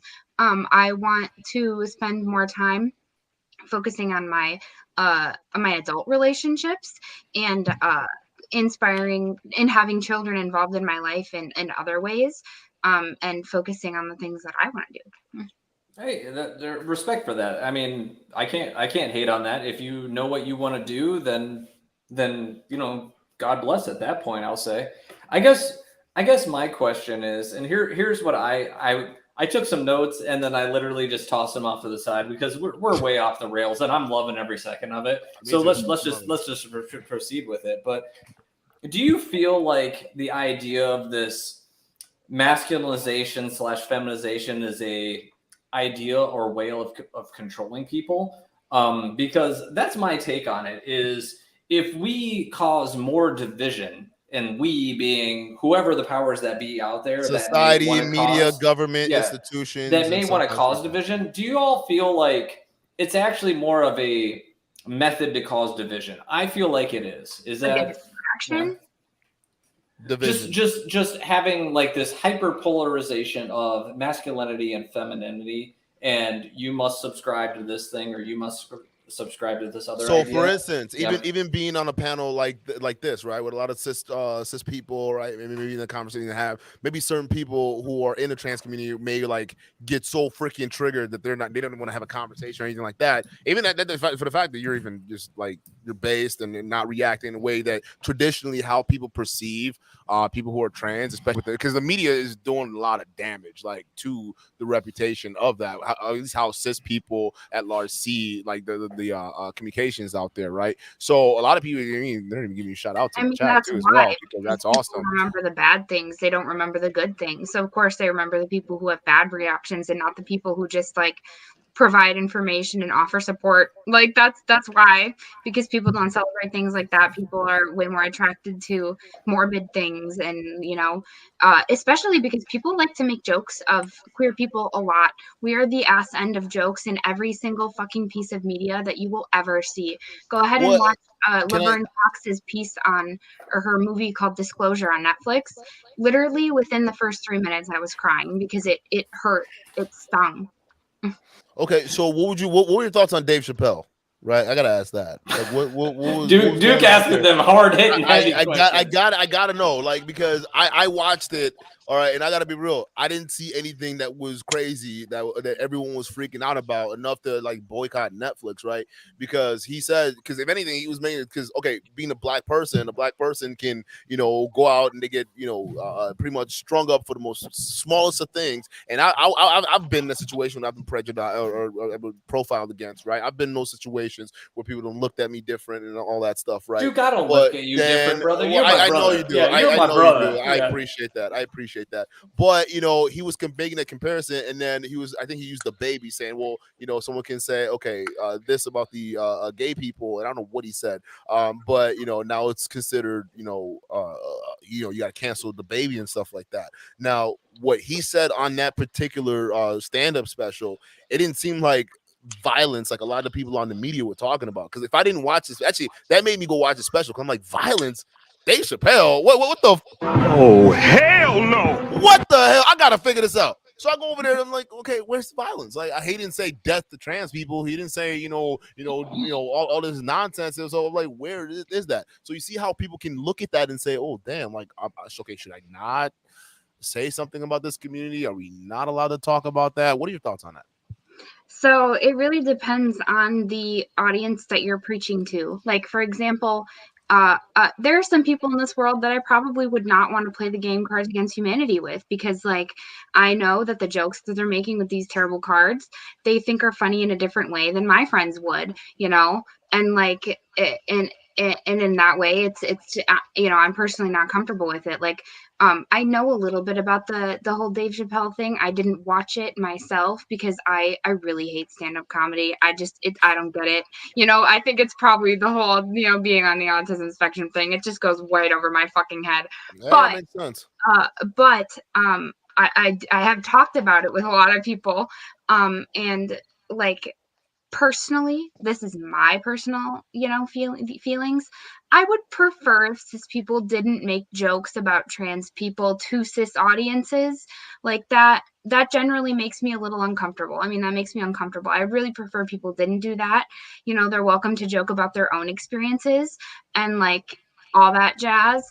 And like, but otherwise, I would prefer not, but I'm not going to sit up there and like cancel my fucking Netflix subscription. Like, that's not going to do anything, but like, right. No, I appreciate that. No, it really doesn't solve anything, because then, I mean, people are still going to watch Netflix, I mean, and chill probably afterwards. But the thing is, so now when we're looking at the comedy thing, what would you say? What are your opinion on comedians that basically look at it and say, okay, well, if we can't laugh about it, then like, what the fuck's the point? Because everything should be on the table, right? Like, you see people, I don't know, people are joking about 9/11, so I'm not going to joke about it. But like, what's the harm in just, if it's not funny, if we can't joke about it, right? What's the point? Like, comedy should be that area of speech where we should just like be able to like make humor of what it is, and people should just understand it as humor, right? Just look at it as such. So what are your thoughts on that? So the reason why like I'm uncomfortable with those things is because I have been hurt. I'm trans. I've experienced a lot of these things. And yeah, there are some trans people who are okay with, cis people making jokes about, trans things and whatnot. And like, that's again, because everybody has their own personal experiences.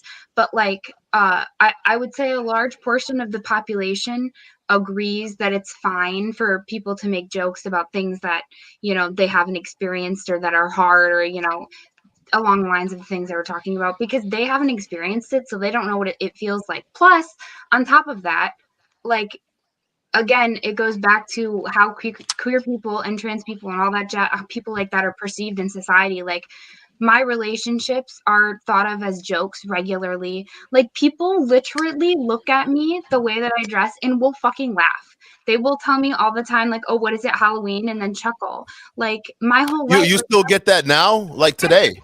Fucking day. Like, I would think people would be terrified, like just like for being canceled or something. I wouldn't do that. Like, I'd be so scared. Like, hey, listen, you do you. You know, I'm not. And like, obviously, the people online that I surround myself with are safe.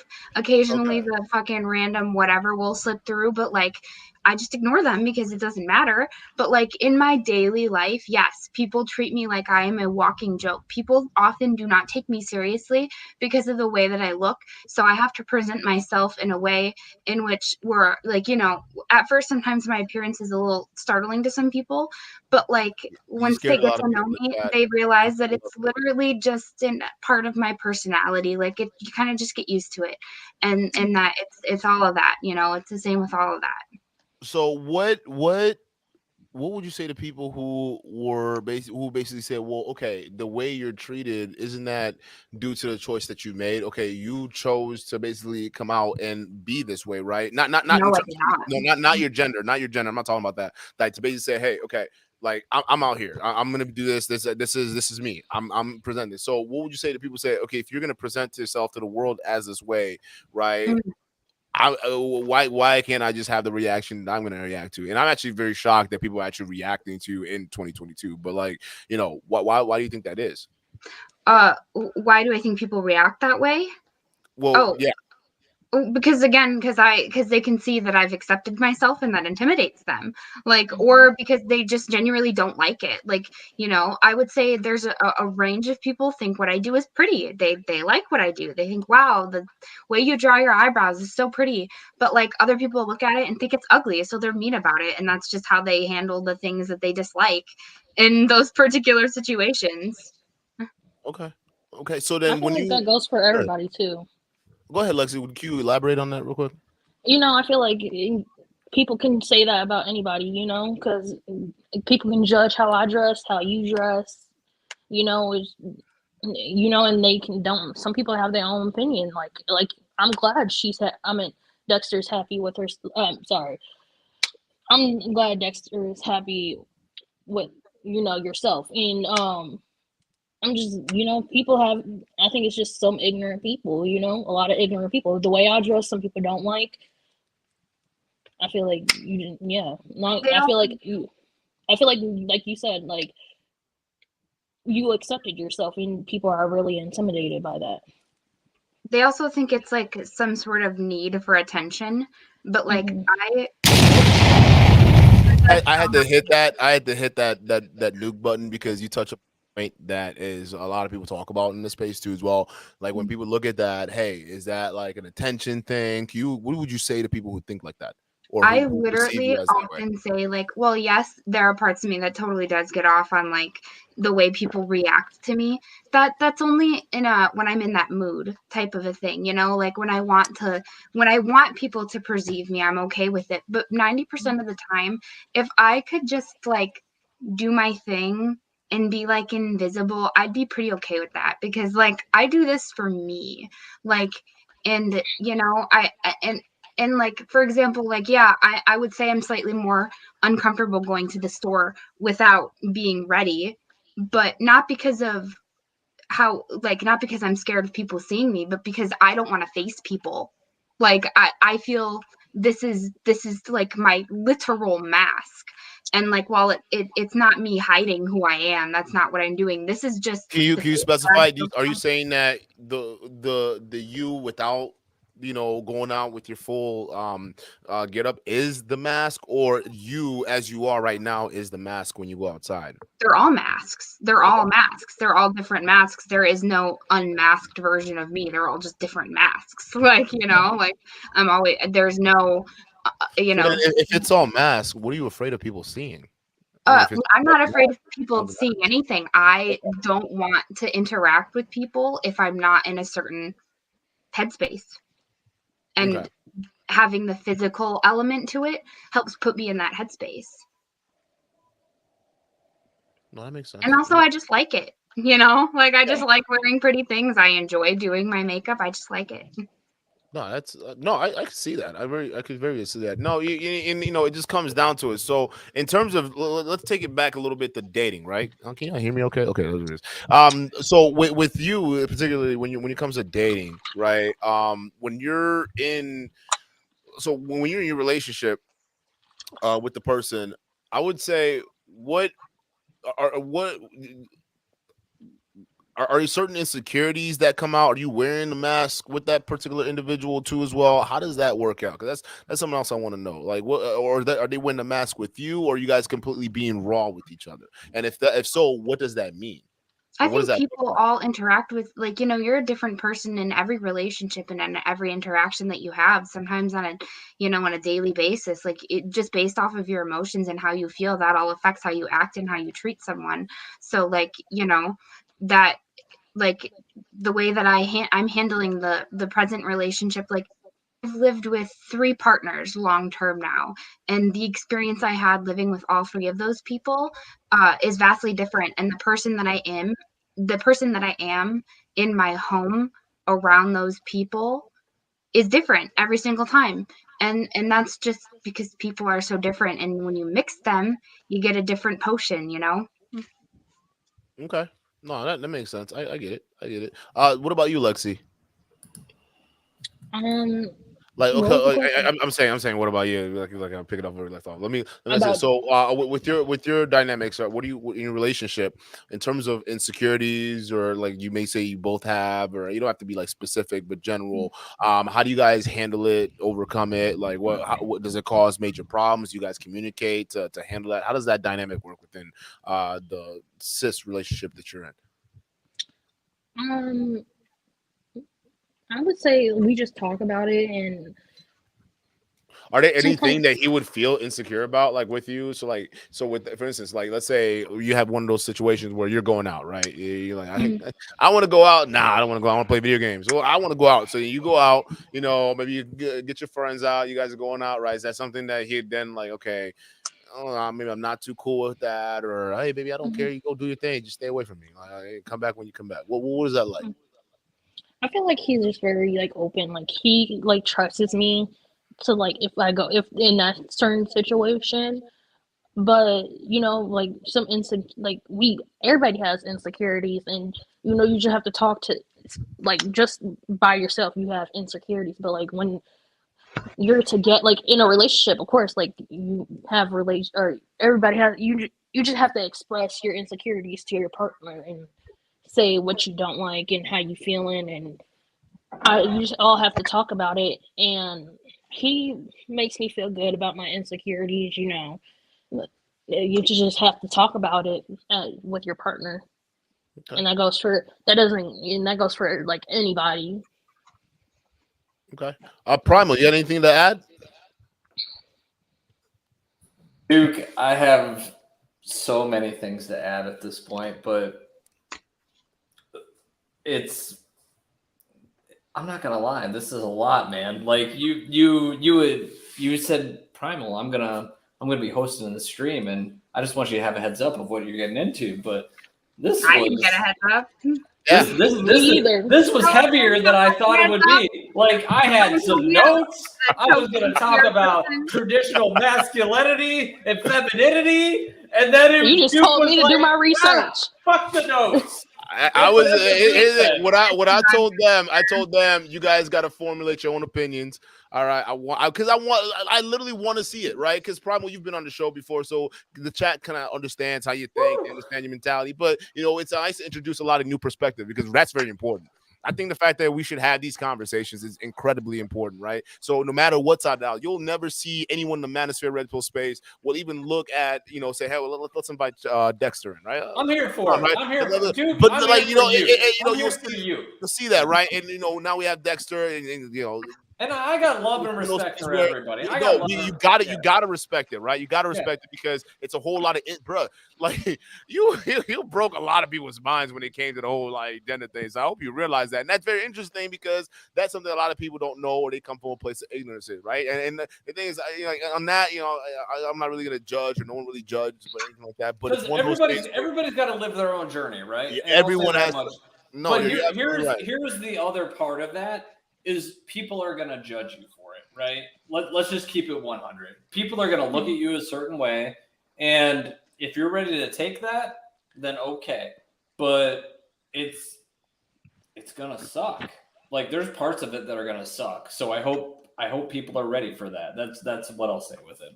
No, absolutely. So, hey, I know it's your first time, people. What are your thoughts on it? We'll start with Lexi. What are your thoughts on the show so far? I feel like it's very educating what Dexter's been telling us. You know, I didn't know a lot of this stuff. I'm still trying to figure it out, and I feel like I'm enjoying my time right now, hearing everybody else's opinion about the topic. You know, I just feel like I'm enjoying it. Long story short. Yeah, like Yeah. Dexter, you're getting a lot of respect over here.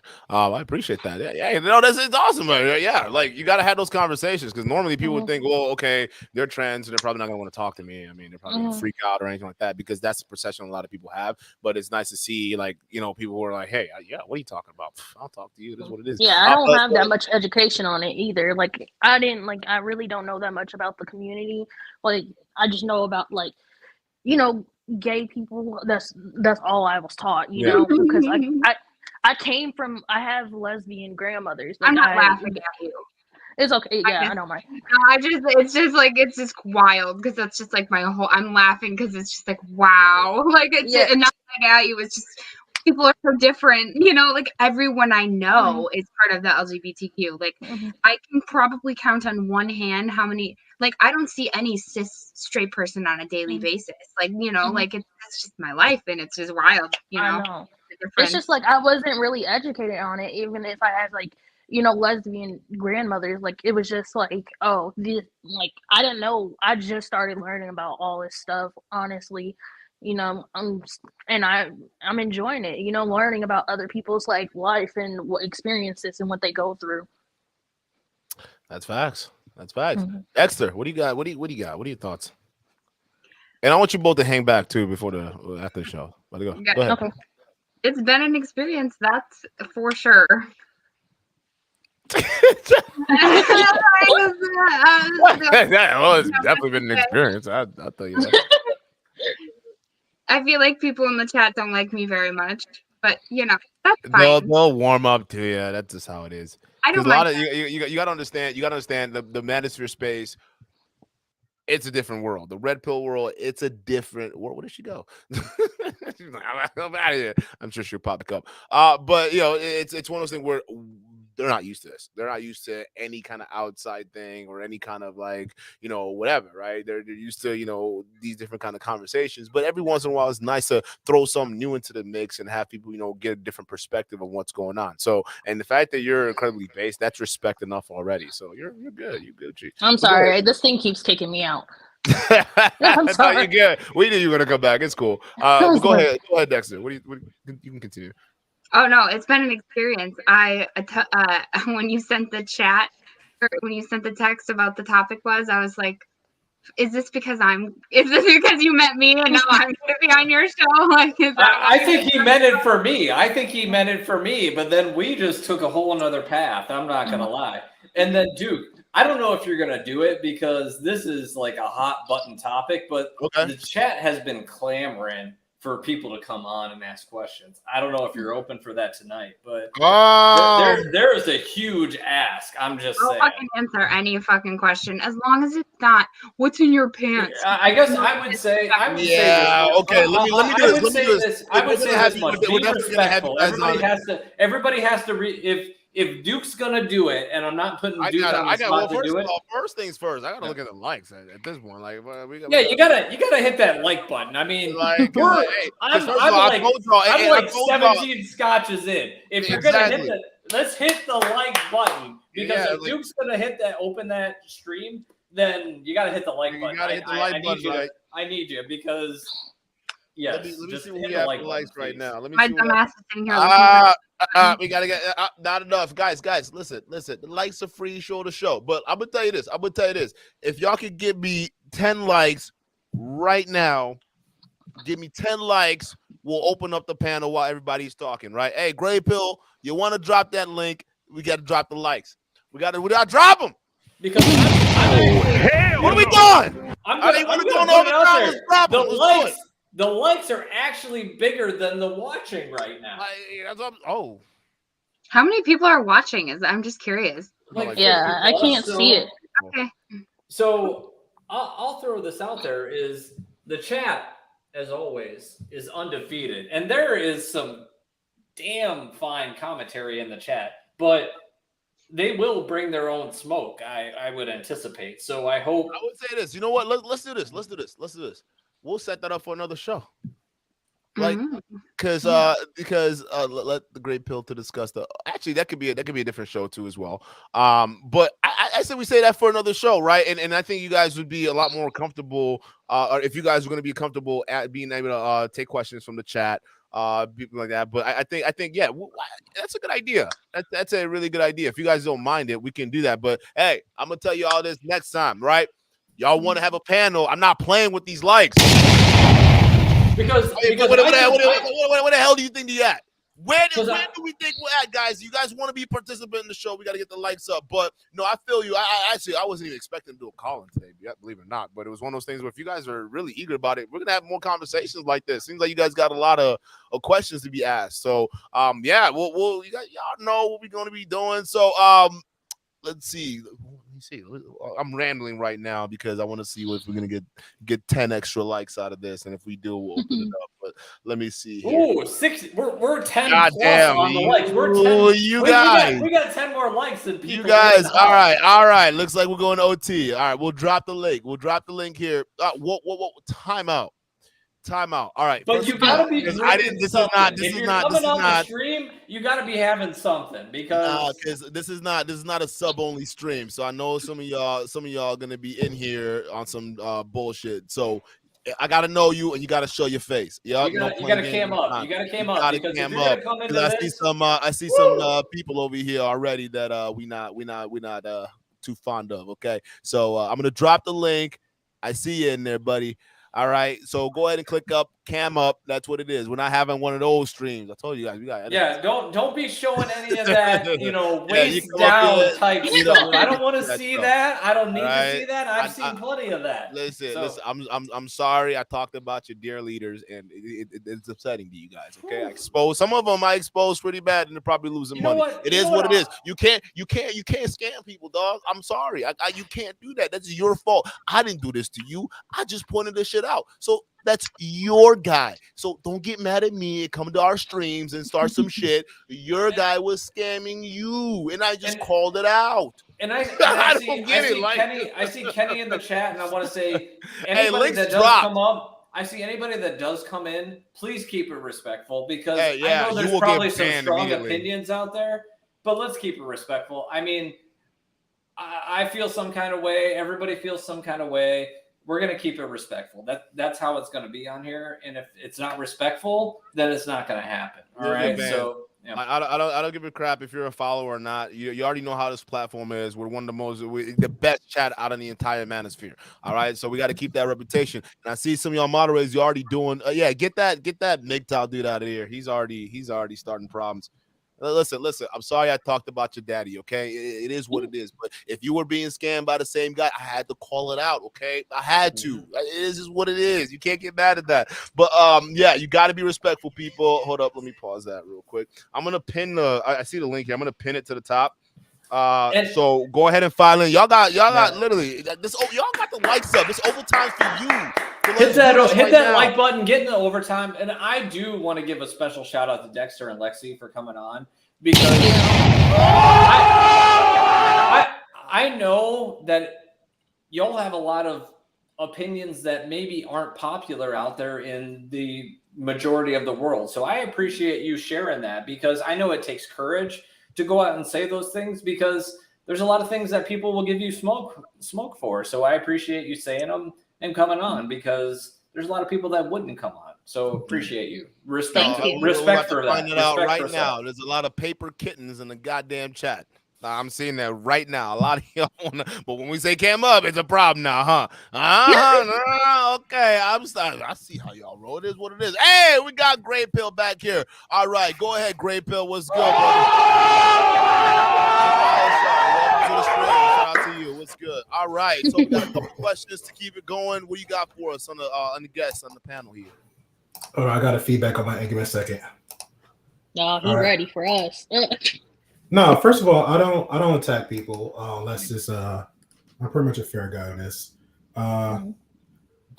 Dexter, number one, I appreciate you for coming on. Nobody, just to make it clear, nobody was trying to say they dislike you or anything negative towards you.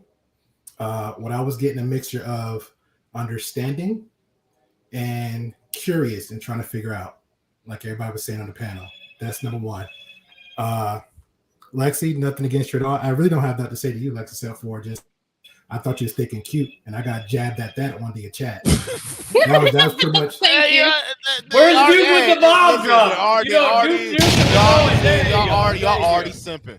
Now, thank you, man. Like, I can't. Now, far as the, don't hate on me, don't hate on me, dude.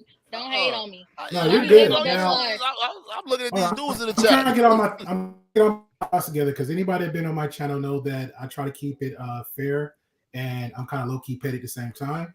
So say this: when Duke made a comment, I'm going down from the low to high. So give me a second. Duke made a comment saying, "Hey, I haven't seen every other channel that does this, that, third. You got to do your homework and jump on our channel, Duke. Be a guest in our channel because we do have actual discussions. You know what I'm saying? That's number one. Because when I saw Dexter, I was like, I would love to have her on because for the longest, since I don't know, she probably seen it from the Dr. Phil, it was the whole controversy about gender. Now, everything else here is a whole ball of conversation. But I just wanted to focus on the gender pronoun conversation because I felt that needed to be had, and that part need to be understood. So I'm gonna move from now going to Primal. Primal made a comment saying on my stream about the size matter. It started out on Gray Pill, then moved back to Primal, then opened up another can of worms, and here we're back again. All right, I'm gonna blame Scotch on that one. I know. Okay, we're good. Accountable. I got to get everybody now. Scotch to keep it. I got to get everybody. Now, yeah. Okay, now coming back to Dexter because I got to represent for me and Black Scales in the chat. I don't know if you understand this, Dex, or not. Well, let me ask you this: what's your nationality? White. Okay, cool. You do know before you decided to come out, you was privileged, correct? Did you recognize that before? Okay, all right. So my issue with a little bit of the stuff you said was, I don't know if you understood that when you said, oh yeah, we get jokes every day, this and third.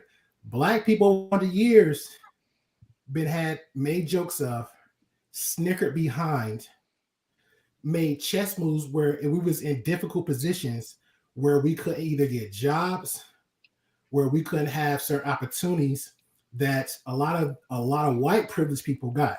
You know what I'm saying? The only cool thing about this story that I heard out of this, that when Duke approached Primal, and Primal, like I said, I don't think Primal don't have any privilege bone in his body, but he recognized his privilege.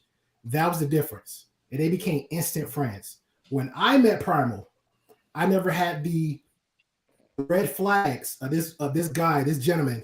I consider him as a brother. You know what I'm saying? This dude came past my house, said, yo, I need a place to stay. He got it.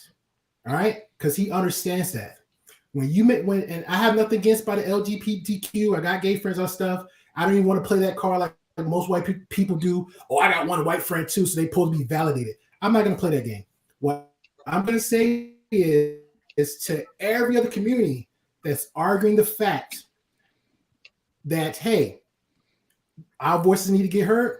The Black community saying that Dave Chappelle was making, the argument is, we get it. We get it. Y'all got so much of a voice that's what we're jealous of that. The Black community, because we wanted that. But it's unfortunate, and I'm going to say this to my Black community. Majority of us, we suck at it. We don't know how to unify the way we're supposed to. We don't. We'll run to we'll sell our own in our own household to get them up. You know what I'm saying?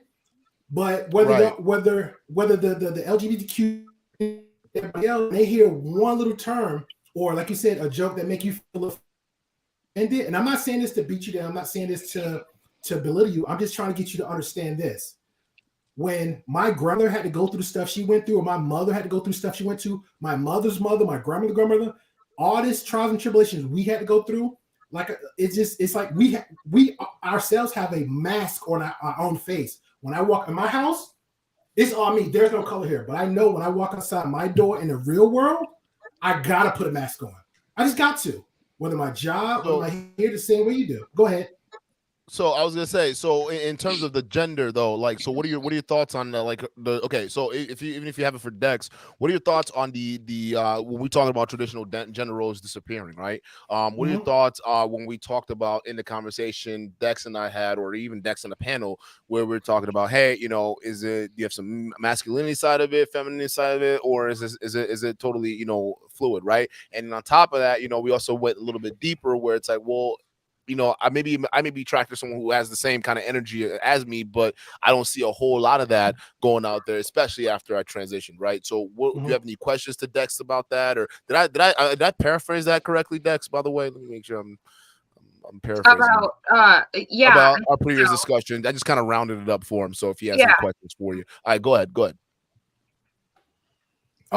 Great, Bill.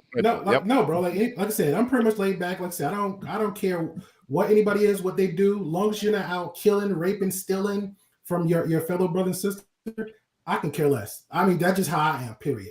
You know what I'm saying? If Dex came to my house and acted for something, and it seemed like giving him good vibes, if we work together, I can work with you. You know what I'm saying? You work with me, I can work with you. I treat everybody like an equal, like a human being. But if you step outside that box and, excuse my language, and fuck with me, it's a problem. But when people say some things is coming out the box with certain issues, like it blows my mind when people put so much emphasis and so much history and so much psychological science words and stuff and try to be all pronouns and stuff like that. And again, not at you, Dexter, just majority period. When they do that, they don't take the time out and look on other stuff in the back end. Like, you're not the only one. Matter of fact, we did it so well, we mastered how to put a mask on. I still got a mask on. That sucker ain't coming off until I die. Okay. So that's how I want to leave it. Till I die. But I really do. But yeah, we good. Yeah, we're all good. Right. You got any other questions for anybody else on the panel before we get the next person? Hey, Marty, I see you back there, but I gotta see your face, brother. I see you back there, Marty. No, we're good. Dexter, keep being you, but like I said, just stay a little bit more woke and aware. Hey, no, I just want to say, like, real quick, like, it's not that these are two very incredibly different things. Like, you know, nationality and like queer things, these are two very different things. So like, that's why I didn't bring that into it. And like, again, I stated, like, this is my personal feelings. Like, I'm not speaking for the whole trans community. Like, first off, I just don't think stand-up is funny at all. Like, so that, you know, especially not hearing jokes made about my existence. So that's why I personally don't like them. That's where it comes from. It's not, I understand why people are doing it. I understand the point behind it, but it's not, you know, I find it hard to find it relatable when a cis person is making jokes about those types of things, you know, because it's just not funny to me. And it's not. And that's perfect. And you're perfectly right. If it's a joke, just like Duke. I don't think Duke's jokes are all funny all the goddamn time too. But if his joke's not funny, I'm just going, okay, it's not funny. I'm gonna move on. I don't have to deal with it. You know what the actual funny thing is? I'm actually not trying to be funny. I'm dead ass serious. And people, but you funny because you're not serious, and it makes me laugh. But at the same every time I laugh, I die inside a little bit. Yeah, y'all killing me. Last time y'all got my mind breaking up. Yeah, but I think the issue here, and I can't speak for Dexter because it's not like I'm out flying the wall. But I think the issue when it comes to stuff like that is self-awareness. You know what I'm saying? Or just being awoke on the point. Like, for example, me and Primal on my stream, we had to talk about the N-word and history of everything else, interracial conflicts. And the one thing he said, I didn't have to speak for him. He said, hey, if it's in my house or outside my house, or if I got friends in my circle that says things out of line that's not that shouldn't be said, I'm gonna check them. That's the only problem I think a lot of people on every space should have. If you understand right is right and wrong is wrong, just check them. Just check it. That's it. But yeah, Lexi, keep holding it down, Thickums. I'm sorry, what was that? Keep holding it down, Thickums. Hey, you know I will. They already hitting on it. I'm sorry. Hey, bro, what is up, bro? I told you. I did tell you this was the Manosphere, so you know what to expect. You know, go ahead. Hey, bro. Hey, what's good? Yeah, welcome to the stream.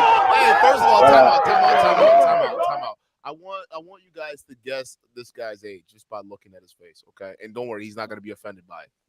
It is surprising. I'm gonna say 24. 24? Yeah. Okay. For me. Wait. All right, y'all guess, and then you gotta guess how old I am because we're playing. So, Okay. What'd you say, Dex? Wait, for Primal? Yeah. 37. Okay, we got 37 for Primal. Okay, we got what you said, 24, Lexi, or who said 24? I said 24 for Lexi said 24. yes, the dude. Yep. That just Okay, joined. what would you say? What would you say for Primal? 50. No, I'm just kidding. Woo! I would say 32. 32. Okay. I Hey, like Pro, her. how old are you? How old are you, Pro? I'm turning 47 this July. Oh, He was close, yo. Dex was close. Dex was close. She said 25. No, I said Yeah. 41. She said 41? 41. Oh shit. They Okay. said 41. Yeah. Okay. Dex was damn. close. Dex was Damn, close. yeah. I because Yeah, he looks Dex was young as close. fuck. Hey, whatever you Jeez. doing, keep it up, dog. Keep it up. For Yeah, nah. I mean, I just the youth elixir. They want that. Shit. nah. Fountain of So yeah, so I just want to come in here because first of all, I have perspective now that you guys know my age. And you know, just like the Tip Network, you know, we're Bay Area, and I'm born and raised in San Francisco from the 70s and 80s. So guess what? I'm used to seeing all over the place, right? Yeah, queer people, trans. We're talking about if you ever watched that movie, Last Black Man in San Francisco, where a naked guy's just standing in the bus stop and the dude's having a conversation with them. That's just how I grew up. That's how I grew up. Like, you know what I mean? So it's just like and then at the same time, I'm Gen Xer, so I have a different perspective of just like, okay, everyone's shut in, and the thing is, I work with, you know, like I'm not a coach. I coach as far as performance activity, right? So I try to get young men, mostly men, but not just men, to get to optimal performance for competition. So that's what I do for dancing or anything physical and stuff like that.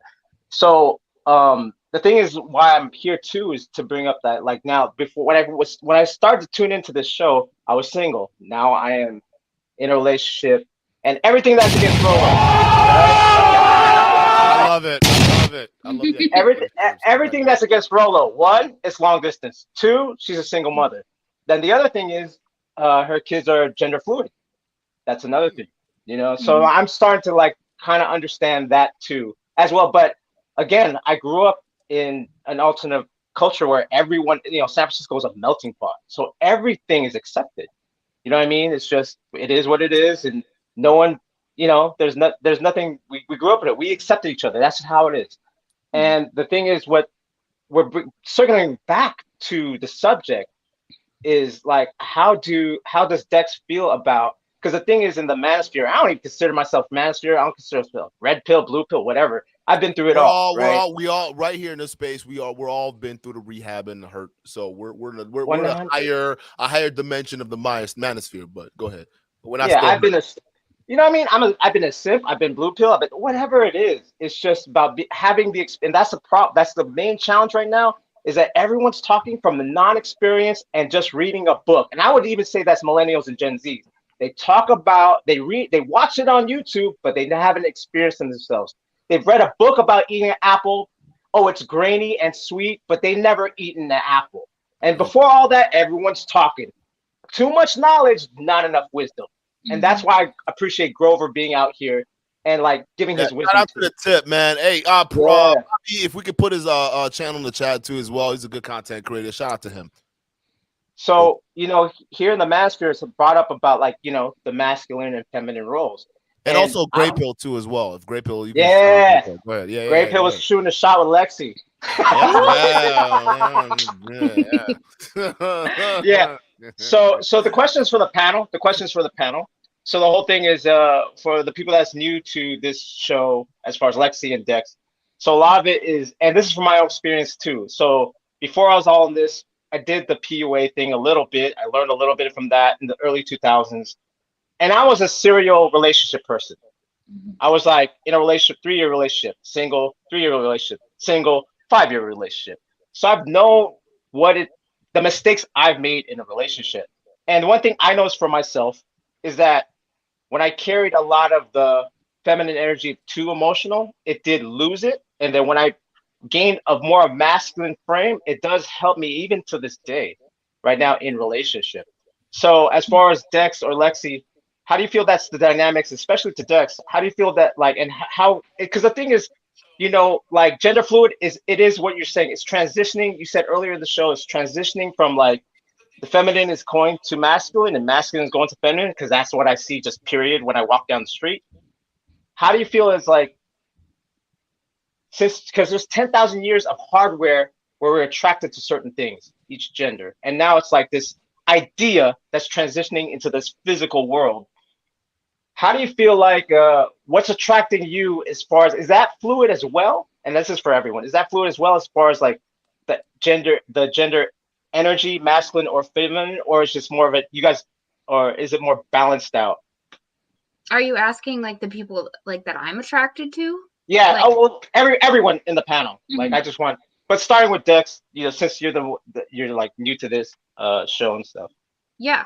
I mean, as far like when, you know, plain and simple, if somebody asks me what's your sexuality, I say bisexual, but that has changed several times over the year. First, I started identifying as a lesbian, you know, and then that changed when my partner came out as trans. Then I started identifying as pansexual for a while. And I did that for a while, but it over time, it kind of just like, I don't know, there's a lot of discourse in the LGBTQ community about what it means to be pansexual and what it means to be bisexual. My personal opinion, it's basically just the same thing. But I find bisexual to be a little bit more fitting for my gender. And it kind of also makes every relationship I'm in inherently queer, you know, regardless of who it's with. Based on my like, you know, gender and sexuality and its combination. But as far as the people that I'm attracted to, it's like I said, it's really just anyone who can match my energy, and like that can come in any form. Yeah, it's hard to pin a type. I would say the most consistent thing is a lot of the people I like are artists. That's about the only thing I got. All right. Hey, Pro, you got anything else to add? No, just I think that's I think I just asked that question for the chat, and I can't see the chat right now. They could be giving me hell or whatever. But they absolutely hate you. They want you canceled right now. I'm joking. You know you got it in with the crew. I think it's just to pinpoint what like, you know, what she's saying is an artist, that makes a lot of sense. And as far as like that's why I guess it's called fluidity, because it's like when you'll know in that present moment, compared to like having a signed like this is what it is. And you know what I mean? And it's pretty interesting to me. And I think, you know, I commend you, Duke, for having different guests, because I don't think anyone really did this like as far as in any show. You know what I mean? So it's like I commend you. Yeah, Duke, thanks, man. Thanks. Hey, you're welcome. You're welcome.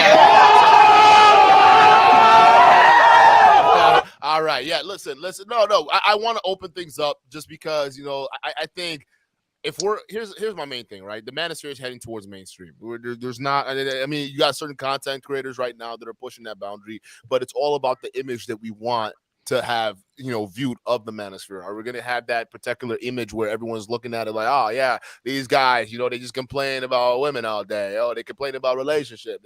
They're blaming, they're doing this. Or do you want to have it a situation where we're having more discussions? I want to have deeper dive discussions too as well. For instance, I want to have stuff with like single fathers, right? Single fathers who particularly went through the divorce. Single fathers in the chat, shout it out.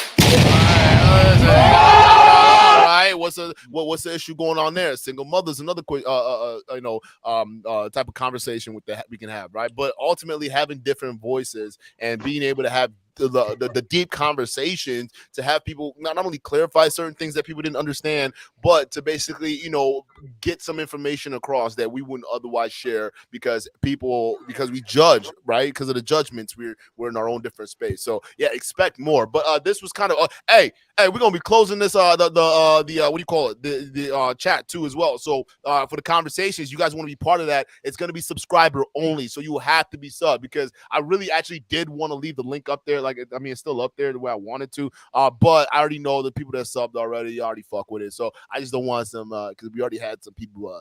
Because when you leave the chat open, you get the haters that come in. And listen, I don't care if you troll or nothing, but you can't come in here showing your dick. I don't want to see that. No, it's a family friendly show. I know I just said I'll be cursing up his story, but I want to see your face. I want to see your face, not your D. I want to see your face, not your D. We got kids watching this shit, so you guys got to be careful. So we don't play with that, man. And also, we want to make sure we have those conversations. So expect more, expect different style of shows. But we're going to keep going on and building this stuff up. But Pro, I appreciate you being up here, man. Anything else you got to add to the panel, Pro? No, that's it, man. You guys keep doing a good job, You're forming a good community out here, you know what I mean? Hey, it's a rarity, man. You can't find this. Hey, thank you, man. You can't find it anywhere else, man. I appreciate it. No, shout out to y'all in the chat. Hey, y'all responsible for this. Y'all responsible for all this. Let me show you camera. Look at this shit. Look at you. That's all y'all, man. Like real talk. That they with the support, the chat, how you guys are, one of the best around, man. We'll do our best to keep this going, man. And like the video, share the video, subscribe. But until then, hey, Pro, I gotta put you back here.